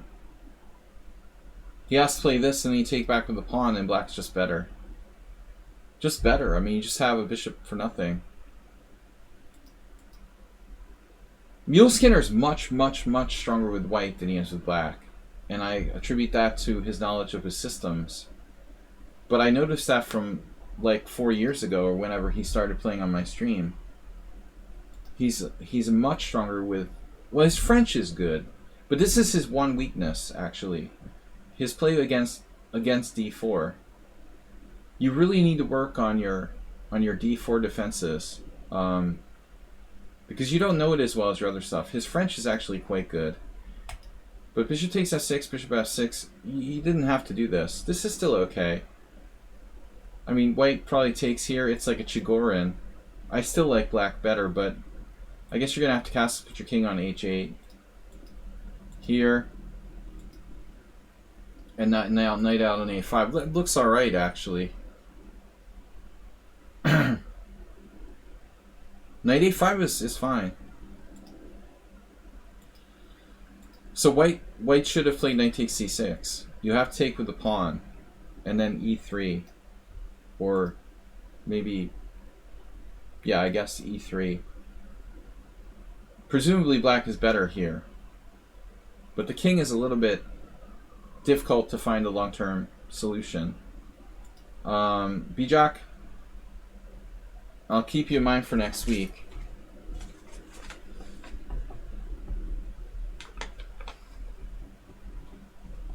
So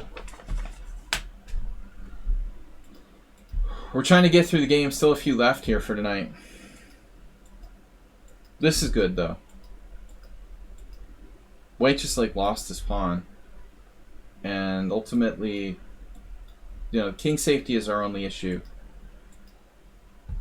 Queen a5 looks very aggressive, very active. I guess queen c7 allows some sort of knight there. My first inclination would be to play a6. You can always just put your queen on c7. I mean, I think black is a winning position here. Queen a5. This is really a little abstract. I mean, again, that's why I really want to put my queen on c7. a6, rook d2, queen c7, rook d1. I mean, even here or something. Ultimately, I guess there could be some scary sacks with like knight f5 or something. Okay, now king shield showing. Now his sub badge is showing. I don't know what that was about. Was Asterbait donated a gift sub? Yeah, sometimes I don't know. You have to turn it on or something. But it looks like Muleskinner is going along a little bit of a tangent here. I mean, queen c7 looks safer. Queen a5 here. Okay, maybe rook c7. What would Salo Floor do?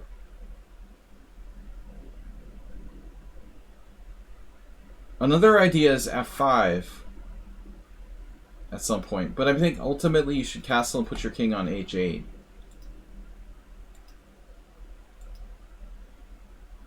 Now there goes that idea. Yeah, I was afraid of this.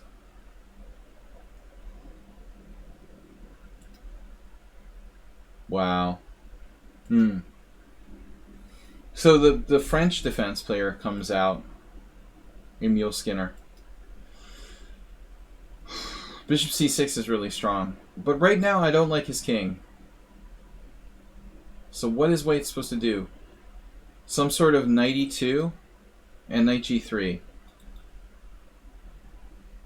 Now it looks like this might pose some technical problems. He has threats of there. And then black's king is like trapped in the center of the board. And it's not going to be so simple now. You're going to have to do that. Then white has knight g3.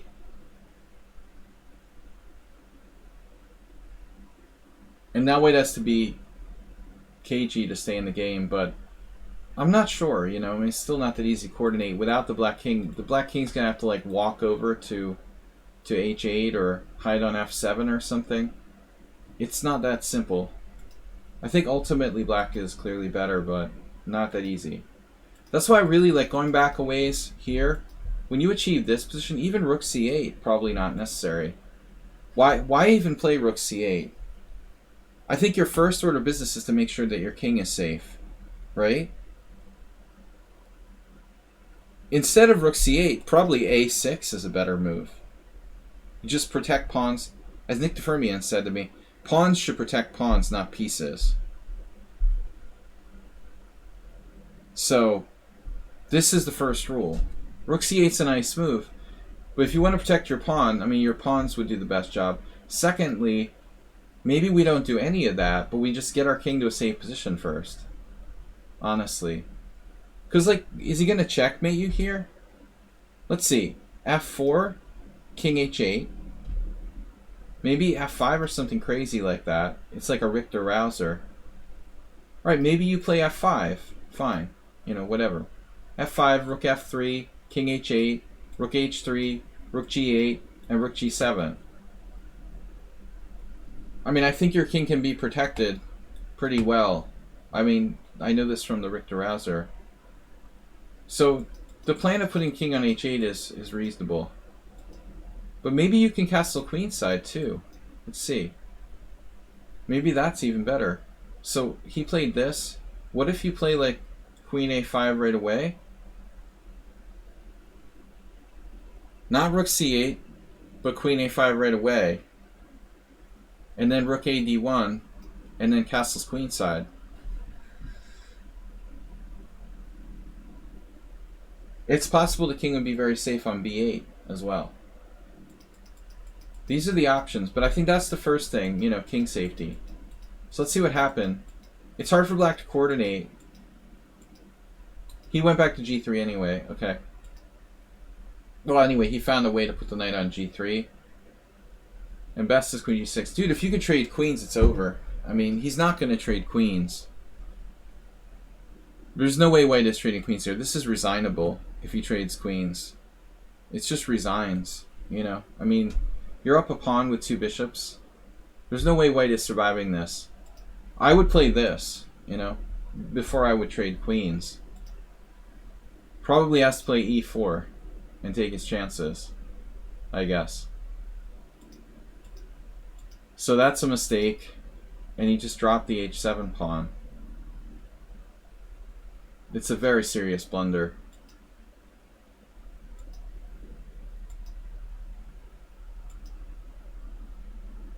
f5 seems like a normal move, but we're missing a very important pawn. So what now, like b5? Probably. Just b5. Mule Skinner seems he doesn't want to play b5. He never wanted to play b5 earlier either. So this bishop gets hit by knight f4 at some point. This is going to be a problem, no? Knight f4. Our king was never fully safe. We dropped our other wing pawn. White sacked the exchange. Temporarily. Yeah, this was a disaster. It was a disaster.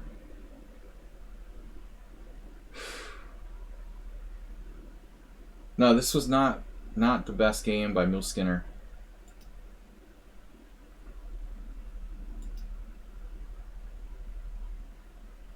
And White finally made a catastrophic blunder with knight takes g7 in a winning position. Missing this in-between move. He really should have lost. It was a very bad game by his standards.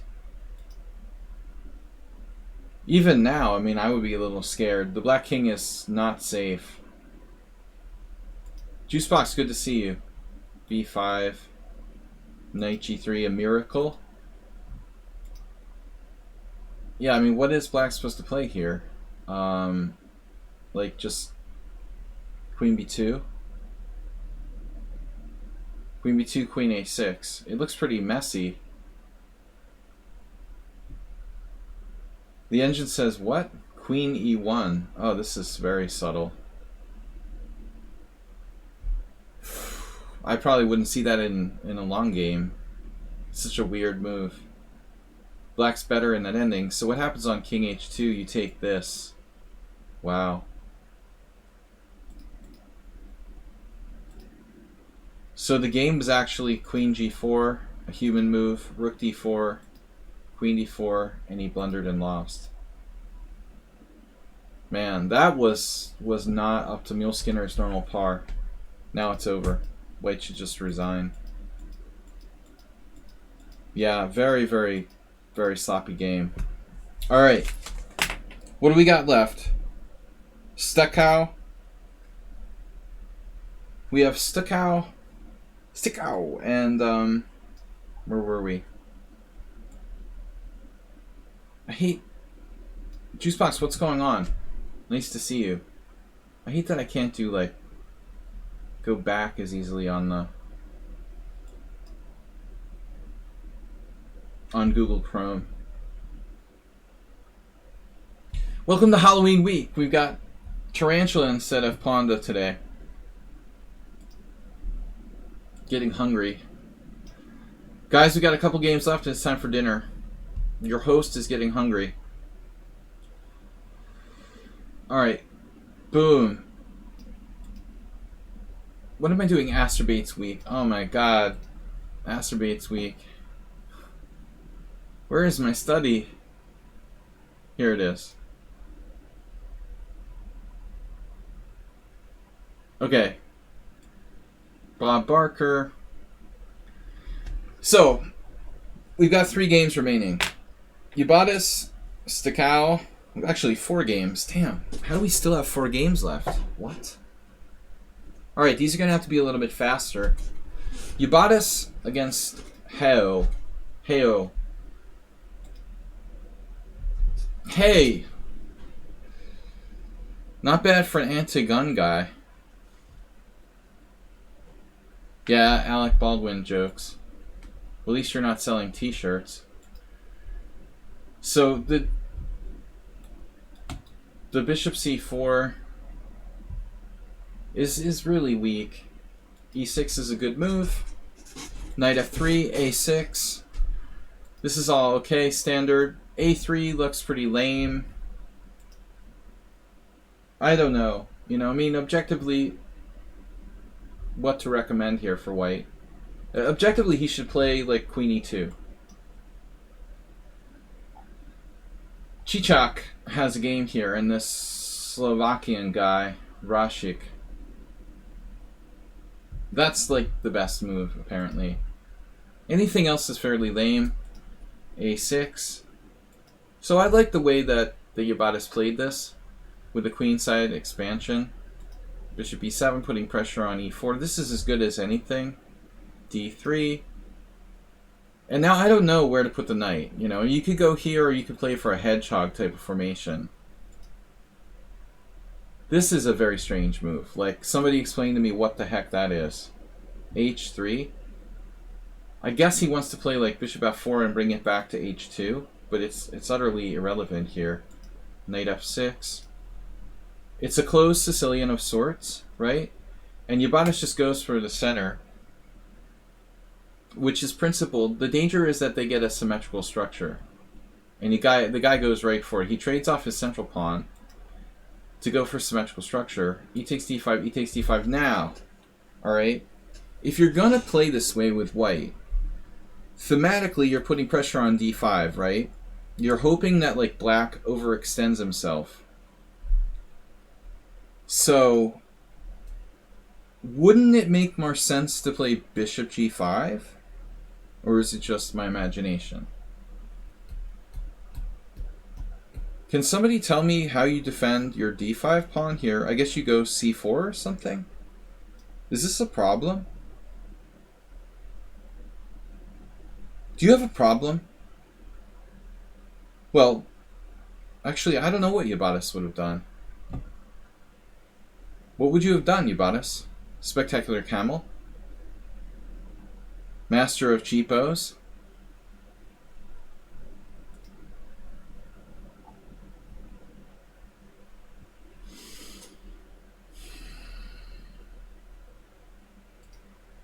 Like, how do we defend our d5 pawn against the threat of knight takes d5? You have to play bishop e7, right? Bishop f6, and if bishop takes d5, you win a piece with bishop takes, and if knight takes, you win a pawn on b2. Alright, that answers that question. No. Bishop e7. You've got this. You've got this. No, this is okay. No, this is smooth. This works. Here, you're indirectly defending everything. So on castles, you might still be threatening bishop takes f6. Let's see. Castle, castle, bishop f6, bishop f6, bishop d5, bishop takes c3, bishop takes c6, bishop takes b2, bishop takes b7, bishop takes a1, bishop takes a8. Just kidding.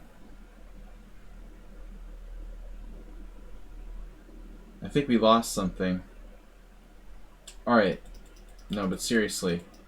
That was fun. What's the engine say? Castles in black is slightly better. It actually plays the line that we looked at. Wow. But black is okay.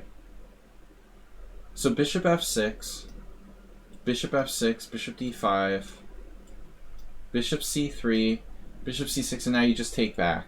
You just take back, and his pawn structure is stupid, and you have queen f6 and compensation. That's fine.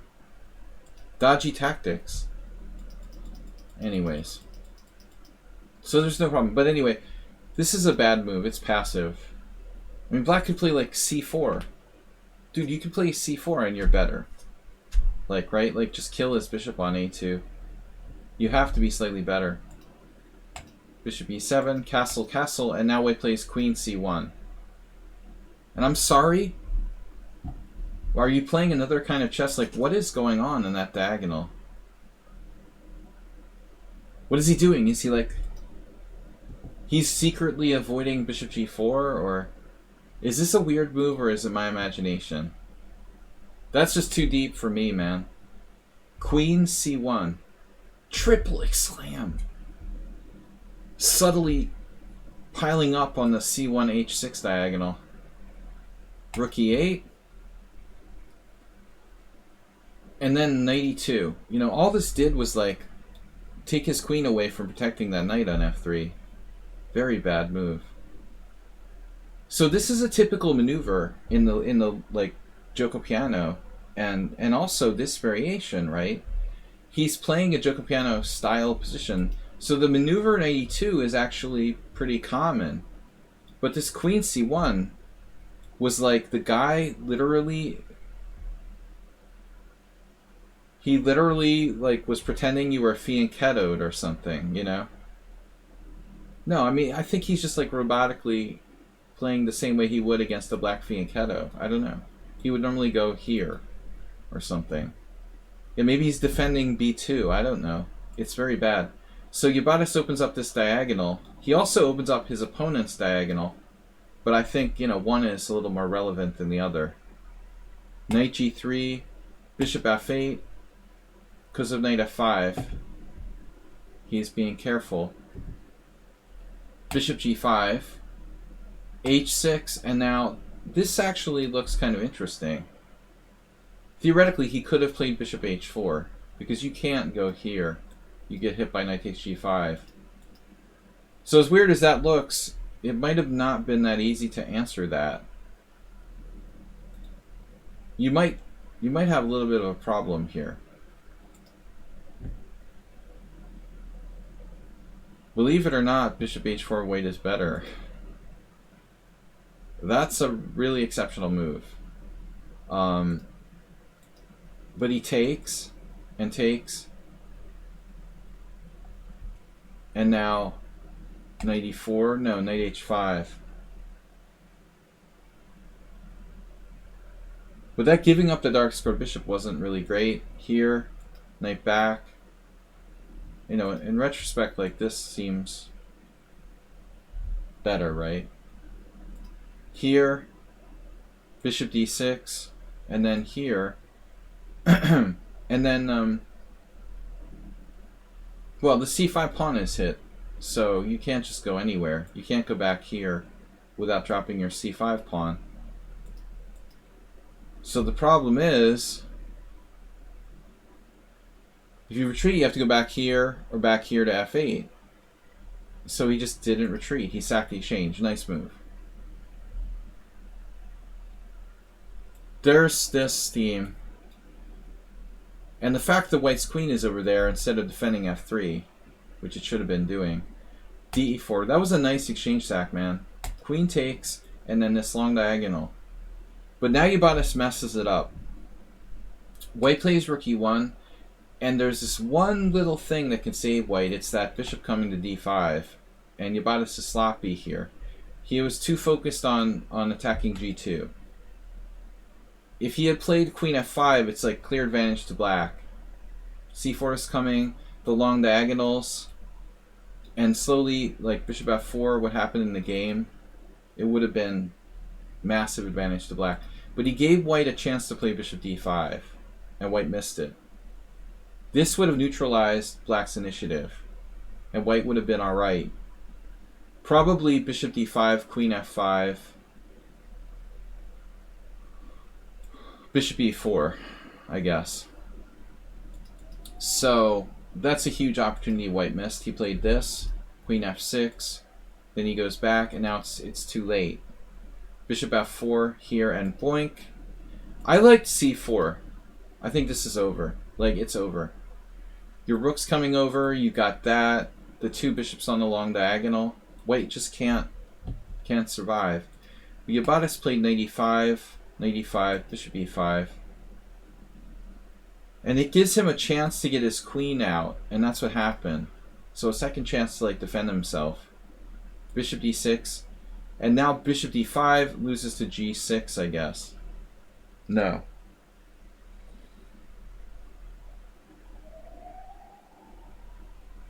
Does this guy have bishop d5 here?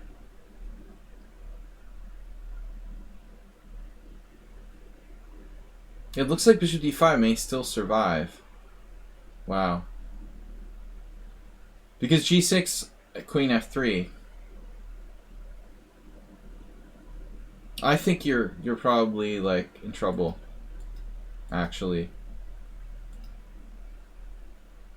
So instead of bishop d6, you should have played g6 first.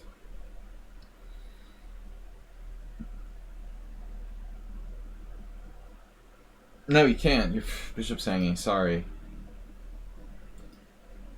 You have this, maybe. No, that leaves this hanging. Yeah, I don't know, man. You're in trouble now. 2 inaccuracies too many. He gets lucky, though. White plays this mindless... Basically the mindless zombie move, rook e2. In honor of Halloween, white becomes a mindless zombie. Never be a mindless zombie. And if you're playing like a mindless zombie, just stop playing chess, you know? It's that simple. When you realize, hey, I'm playing like a mindless zombie, just say, hey, let's take a break, you know? I'm playing like a mindless zombie. Seriously, if you can't think critically, you shouldn't be playing chess. Rook e2 is like an auto move. Alright, rook e2, c4, and this is the point where you're like, okay, I'm playing like a mindless zombie, I'm going to stop and take a break, because I'm busted now. Rook e1, and now bishop c6, covering e8, here, and now Ubatis missed a really sweet win. g6, he traps white's queen. If queen g4, h5, and if queen h6, bishop f4. The queen is trapped in all variations. But Ubatis wasn't completely a mindless zombie. Like, white's still lost. He can't, like, get out of this. And now this crushing protected passer is really good. And now there's this little problem with mate in 2, and the rook. So white should just resign here, but he played it out. He sacks a rook, and then his king is, like, in the middle of the void. And it's a miracle he's not mated here. He loses his queen and still doesn't resign. And then he still doesn't resign till now. Alright, good game. There were some inaccuracies that are instructive there. So I've got Ubatis, Locker Guide, Stickow. Alright. I don't remember who was first from these last 3. Stakao, Locker Guide. This is Locker Guide. Locker Guide against an IM.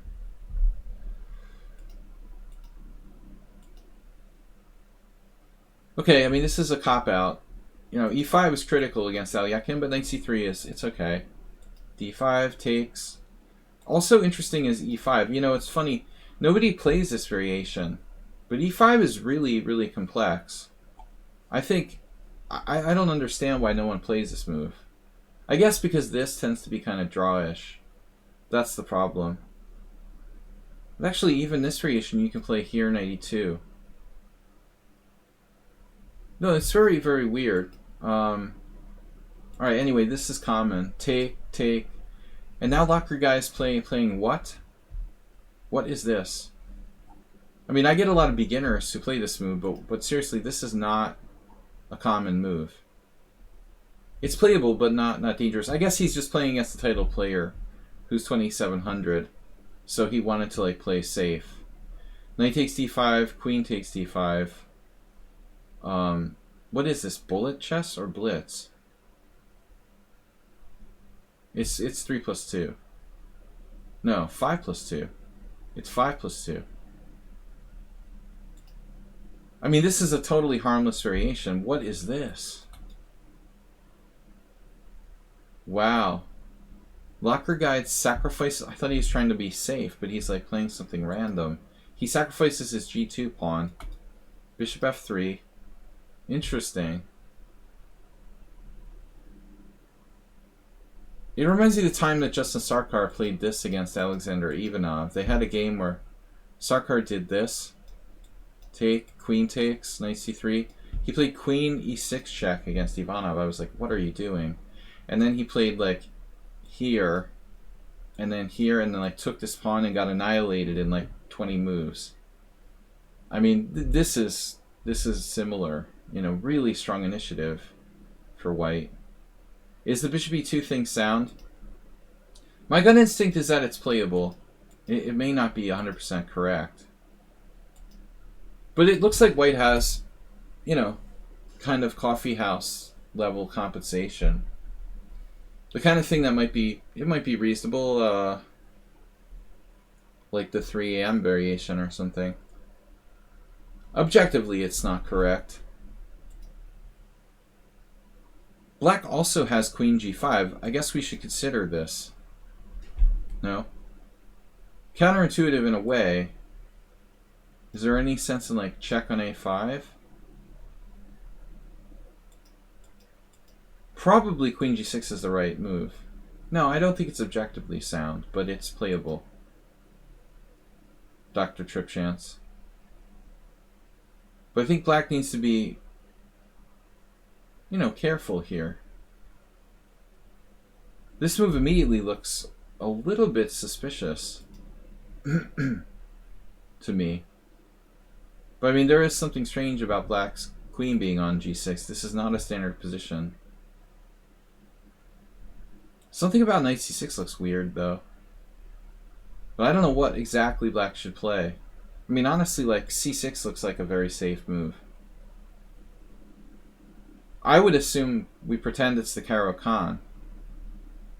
Let's see what the engine says. Knight c6 is engine move. It's one of the engine's moves. How bad is c6? c6 is much more inferior. Or e5. So it's dubious. This is like a best move.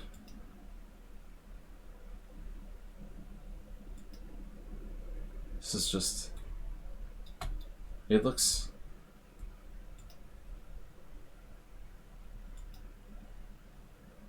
Black's playing perfectly so far. And now he has e5.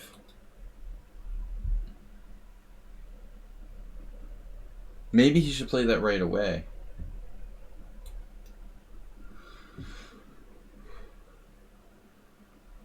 I think this might be a critical moment. If black plays e5 right away, what does white do? Like queen e2 or something? And then castle? I don't like the look of this. Maybe he should have struck immediately. First he castled, Then white played bishop e3, and then he played e5. Still, it's good for black. Here, bishop e7. He's clear pawn up. But suddenly there's some threats against b7. That's not so happy.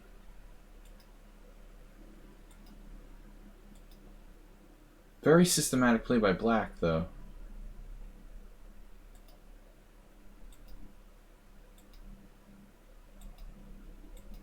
This is a blitz game. I don't, do a lot of bullet and blitz games in my analysis stream, but it's a win against a strong player.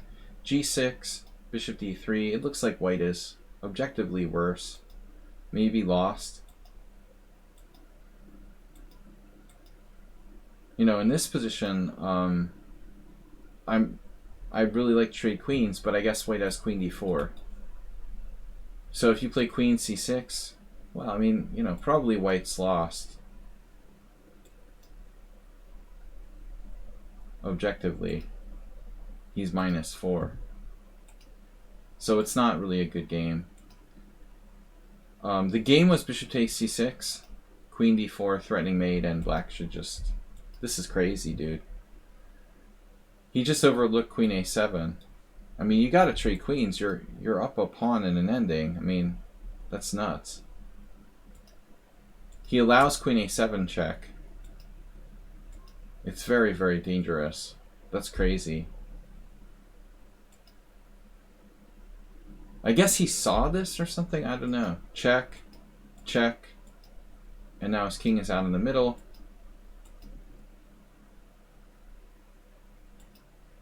He likes living dangerously. But, yeah, that's over. Yeah, there was no reason for black to allow that. I would have just traded queens into a winning ending. I can't believe he's not resigning here. White has 5 minutes? What? Something wrong with the time. White has 5 minutes? And the game went on for like 60 moves? Up a queen? Are you serious? That's crazy. So what's the time? So time was like berserk. It was a berserk game. And white never used any time for the whole game. Interesting. Unclear how strong white is. It looked kind of unsound. Anyway, the last game, Paschall, and it was Mayu. Paschall's game. Guys, please don't forget to donate to support your favorite chess streamer. You can always make a donation. Also, check out my YouTube channel, Video Chess Training on YouTube. Please like and subscribe over on YouTube. I do try to upload all the videos over there. Paschall, thanks for being a new subscriber. This is over the board, and it was white. So you've got, for lack of a better name, the Magnus Carlsen Wesley So attack. Otherwise called the Moscow variation with bishop e5 check. I actually started playing this a little bit in Blitz myself. I mean, knight d7, I think by a lot of top level players is considered the best move, but it's also the most aggressive move. But it's harder to play. I mean, black has to be careful not to fall behind in development. I think that's objectively critical. I've played like literally a million games with knight c6 with black, and it's not the greatest. But bishop d7 is the standard, and it's heavily analyzed. You've got Magnus playing it and Wesley So, who did a course on it or whatever. I kind of like a4, and I just pretend I'm playing the Nimzo or something, or the Bogo Indian. Another one of our viewers, hey, it's Miro. I mean, he's playing it with white, but because of Wesley So's course on Chessable or whatever, I don't use Chessable and I'm not promoting it, but I'm, just stating the fact.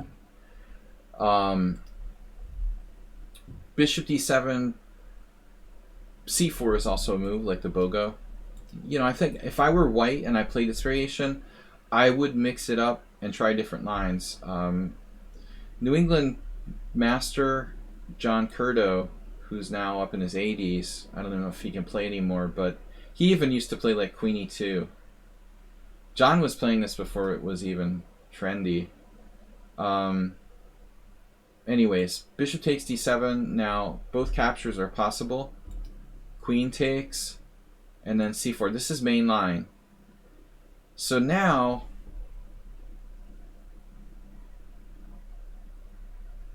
the other day I saw a game from the US Championship. It was So versus Sweerts. No, it's not necessarily the game Sicilian players want. Yeah, absolutely. So versus Sweerts, something weird happened. It was like knight c6, knight c3. What am I thinking of? Knight c6, queen g4? Oh, queen g4. Is that right? That doesn't seem right. Speaking of queen g4. No. I'm thinking of a different line. Anyway, there was an interesting game in the US Championship. c4, knight f6. It wasn't that line. It was something similar. Knight f6, knight c3. Knight f6, knight c3, g6. This is main line.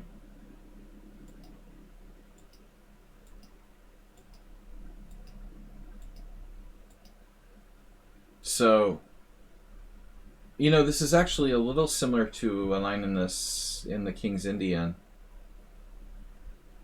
The queen is a little bit awkward on d7. It's kind of more natural to have it on d8, you know, and it doesn't really have anywhere to go from that square. So I've always found that to be kind of strange. But, you know, theoretically, it's a Marazzi, where white has this Marazzi structure. And technically, exchanging pieces is good for white and it's good for black. Good for white because he got to trade his bad bishop off. And good for black because any exchange is good when you're playing against Marazzi and you have less space. So it's kind of a paradox. You know, the fact that the white square bishops are off the board is good for both sides, theoretically. I don't know, you know. I mean, it seems like, objectively, I think for black, it's better to get pieces off the board with less space. But this is interesting. I didn't know this was like a main line. Rook c8. I would have just robotically played knight c6. This is interesting. So rook c8, b3, and you're playing white here. So black, you know, needs to play for a break, e6 or a6 and b5, typically in the hedgehog, any kind of hedgehog or Marazzi. If we can't get the break, we'll never free ourselves. But right now there's no threat, so castles, and you see like the main move is queen d8. Like I was saying, that queen has nowhere to go, and the rook's gotten out of the way. That's why rook fc8. He gets out of the way, he can bring the queen back to d8, and then resume like having the queen on a normal square. I play a lot of Marazzi style positions with black, but your opponent played this. This is definitely not right. I mean, that rook is like just inviting you to play knight d5 or knight b5. So now obviously, like, you do it right away, it doesn't really have any point. So rook c1, your move looks absolutely normal. Black plays a6. Now we start looking at stuff like knight d5. Generally speaking, trading pieces probably helps black, but I would at least consider it. Knight d5, like e d5. Yeah, it doesn't look like anything. So you don't want to trade pieces here. Another possibility is that he has a problem on b6. Don't you have knight a4 now with the threat of knight b6? Backed up by this bishop on e3. See, another point of queen d8 would be that he frees up d7 for his knight, so it guards b6. In the event of knight a4, I mean, I know this from playing blackside Marazzi.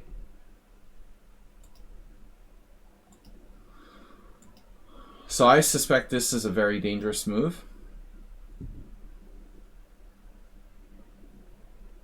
He's got like a permanent house guest now on b6. I mean, what is black going to do? He could trade knights, but I'm not sure how much that helps him.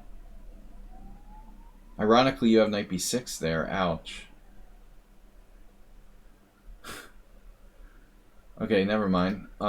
So he probably has to move his rook somewhere, like rook b8. Then you can play this whenever you want, and then he goes to d8. And now you're just like sitting with your knight on b6. It doesn't look good for black. You can even avoid like exchanges with, say, like knight e2. And if he goes back to try to trade you off, he can't even trade you off because you're like, yeah, he's trapped. So this actually looks really strong. Let's check out knight a4.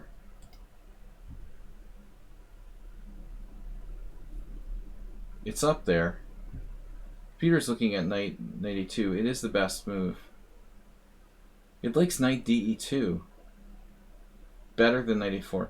Knight a4, rook f8. Black, I guess, doesn't get as boxed in. But this still looks like a very good position. His rook is paralyzed now. Yeah, you had this. This was very strong. Okay. So you played queen d2, more of an ordinary move. Black exchanges pieces. And now it's like an Marazzi. Bang. He gets in b5. Still you have a good position.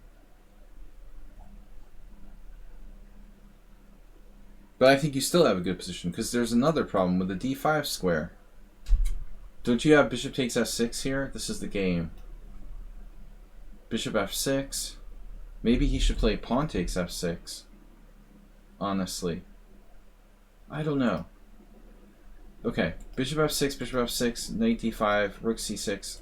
Also rook b7 might be better. I like rook b7 better in a way because he's keeping his queen protected. On rook c6, this queen is unprotected, creating tactical possibilities. Knight f6, ef6. So this is weak and this is weak. Is it enough for white to win? I don't know. But I don't like this pin here. You actually have queen a7 though. So it's not so simple. So this is like the critical position. Even if you win a pawn, I mean, there's no guarantee you're going to win. It's a heavy piece ending. You'd really like to win the d-pawn and be up a pawn on the queen side with the queen side majority. But I'm not sure this is a good move, like taking there. Do you have something else? c5 allows queen a7. What's the move here?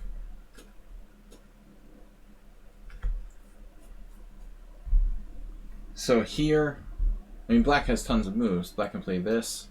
Black can play this. It looks like c5 is unclear. You have a structural advantage on takes, but he also gets the a file. The problem with this is black has counterplay. You know, now you have a target. So I was wondering if there's anything else. Maybe you just play queen d4. But it's not much. I mean, frankly, black could just take here. It's probably a draw. Funny, the computer doesn't even give white an advantage there. Let's see here. It's calling it totally equal. Yeah, I mean, I don't blame you for playing it the way you played it. But the bigger mistake was the earlier move. b5 was good. He was right to do this and go into this. And it's objectively a draw. That doesn't mean that you don't have a chance here. But I don't like your king with the queen on the board here on f1. So I don't like what happened now. You take, he takes, let's slow down.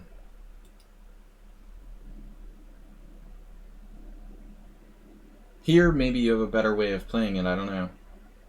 Your king is pretty open.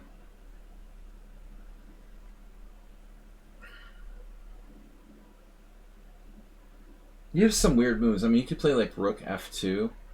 No. He has rook a2 there. He's actually threatening rook takes a2 if you move your rook up. How about rook c2? You drop a pawn in that line too. So let's say take, take. Now what's your best move? Maybe rook f2 here. But it's a draw, man. I mean, this is definitely a draw. You're not going to win this. Your king is open, and the structural advantage isn't enough. You have a target, and he's okay. So rook c1, check here.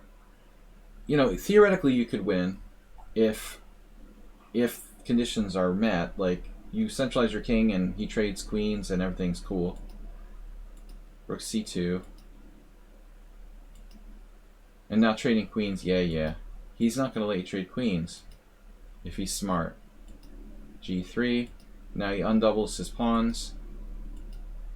And he refuses to trade queens, which was smart. And h5 is a good move. I like h5. Now you surrounded his b pawn, but maybe his last move is very dubious. He's got you tied down to this pawn. So I don't think he should leave that, you know. He probably has another try here. I mean, you're not threatening anything actually. Yeah. King h7 is black's best move. Like doing nothing. You're just not threatening anything. This is a mistake, maybe. You know, taking pressure off a2. Okay, I guess he has active move of some sort. Like, where? Queen b1? Down here?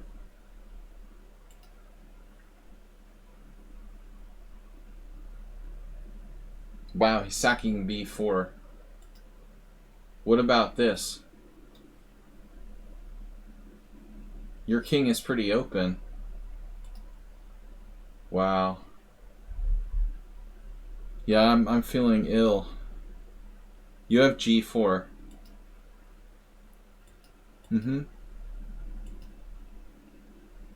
Yeah, now it's like desperation.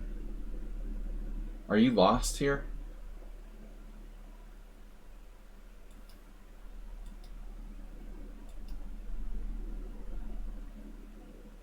It's lost. You're just lost. Your king is out in the middle of the combat zone. Yeah. Yeah, I mean, it was a nice game by black. You gotta recognize the danger. I thought rook e8 was a mistake objectively.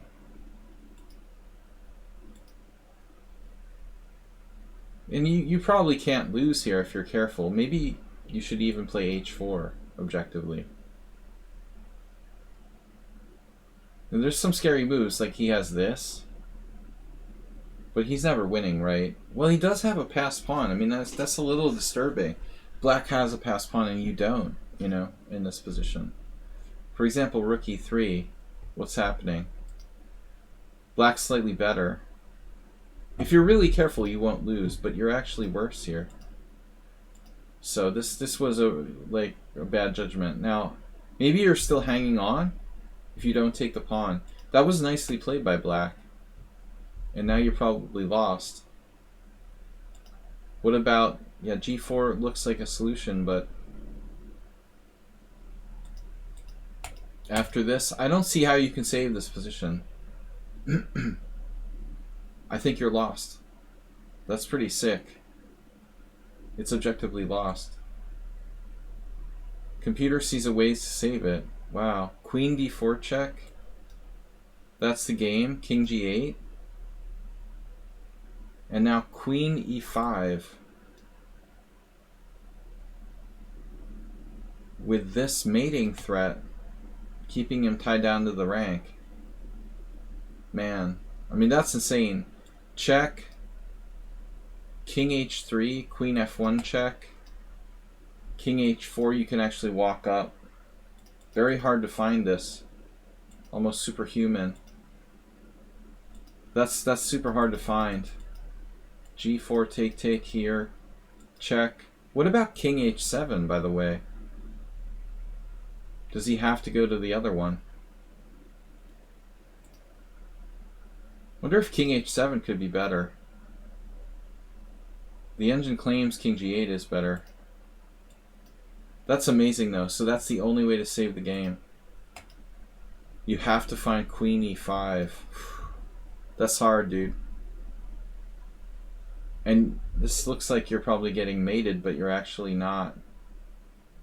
That's tough. Yeah, I would have lost as well. Your king is just way too open now. And then rook c3. Yeah, I mean, it was a good lesson, though. You know, there's danger even where you don't think there's danger. Credit to your opponent for playing, you know, a pretty good game. He really did play very well. Alright, last game, guys. I'll be back tomorrow morning. Last game for today. This is from Mayu. Mickey and Chess Falcon. I'm going to put those games in for next week. Mickey, Chess Falcon, and B-Jock's new game.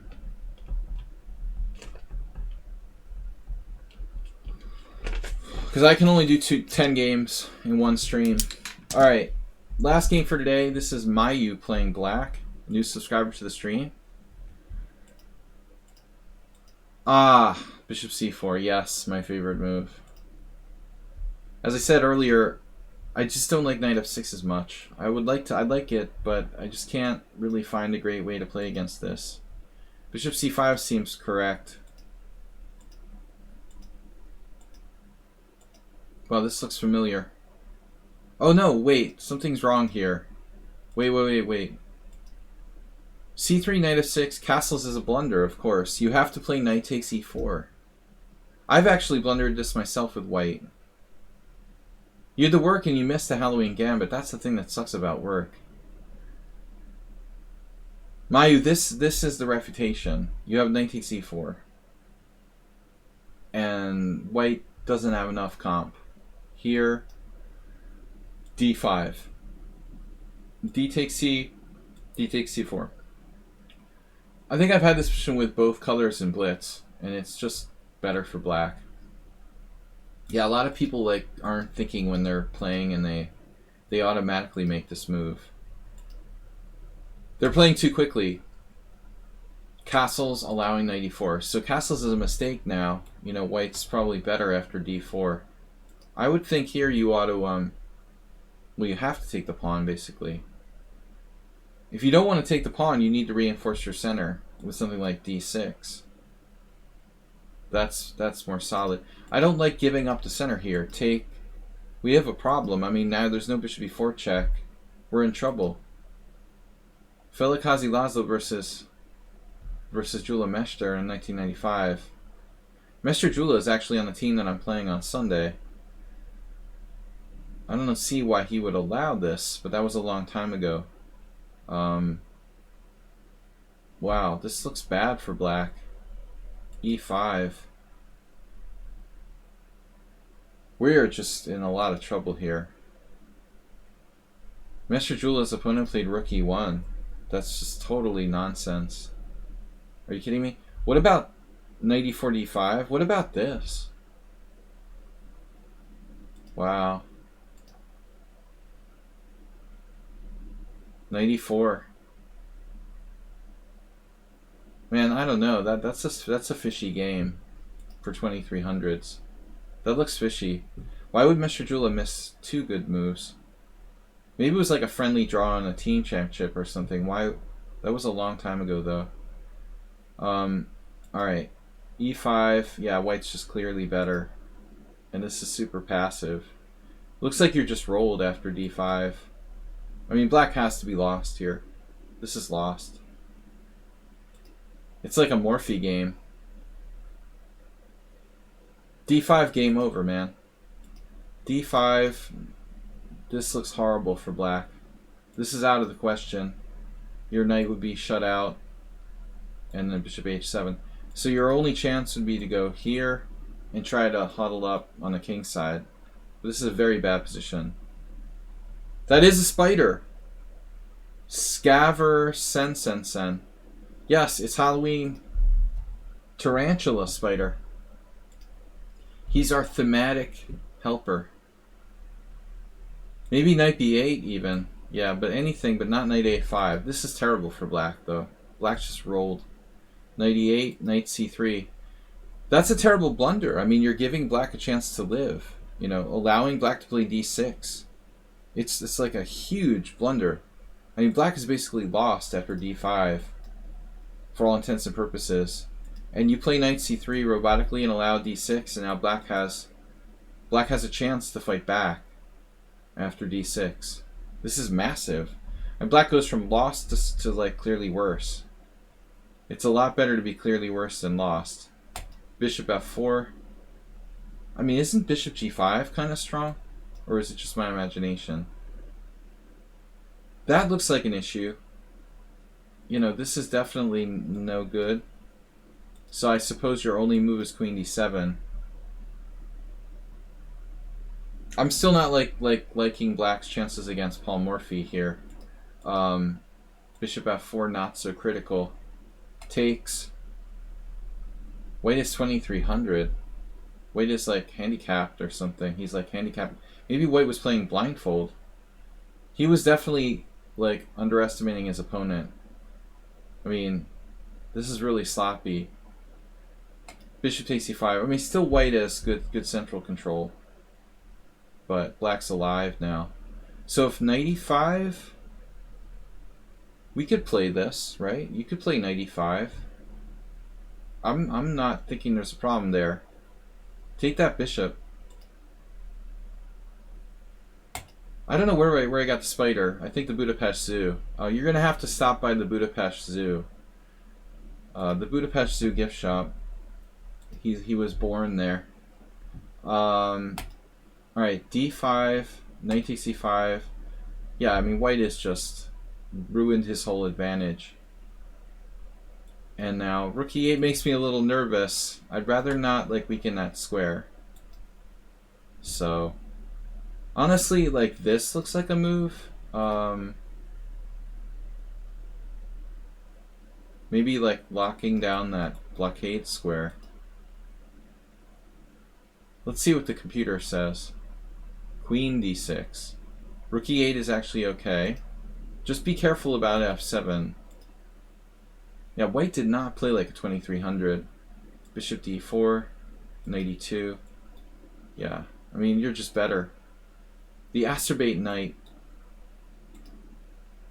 Yeah, I would say like black played the opening badly, but now he's a stronger player. He or she is a stronger player. h3, this is a bad move. I mean, you've got bishop pair here. No reason to trade it off. I mean, queen d6 is a good move. You're just better now, and you should blockade and then use your bishop pair long term. This is a mistake. You're only slightly better after that. You don't really want to trade pieces when you have an advantage. Queen takes is good. And I like your ops color bishop, but you could have had more. You know, I think here developing again. Develop. You know, this is a better move. Queen d6 with the idea of like doubling on the open file, or maybe playing rook e4. Knight e4 is sort of like just fishing around on that f2. I guess you're trying to play queen f6. It's not bad. Alright, here. Yeah, and then that's just bad. You gotta get him on f2. I mean, you have queen f6 here. This looks pretty strong. White's in some trouble in this position. But knight c5 is not good. And again, this extremely good blockading square for black.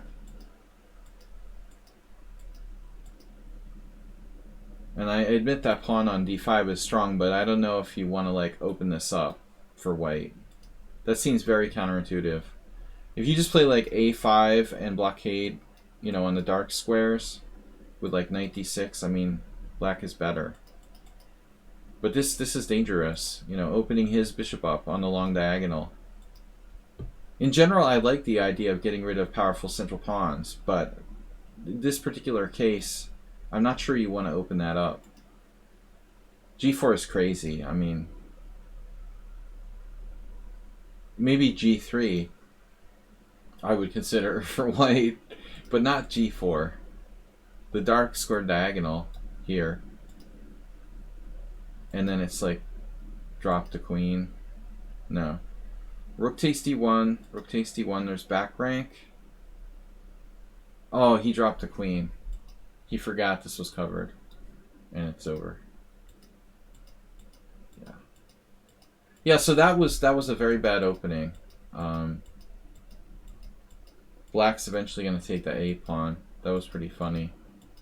And it's a win. This got a little bit close, actually. But it's enough. Alright, interesting game. Thanks everybody for joining me. We're going to be back with Blitz tomorrow morning. Thanks to you that did choose to support the stream by subscribing, following, and so forth. We had a raid from King Shield, a gift sub, and other cool stuff. Compliments for the tarantula. Again, guys, we're going to be back on Friday. We have a simul on Sunday when I'm back from my team game. We might be a little late with the simul on Sunday. Just letting you know. There's a chance. Simul on Sunday could be late. Tomorrow we'll be on time, 11 a.m.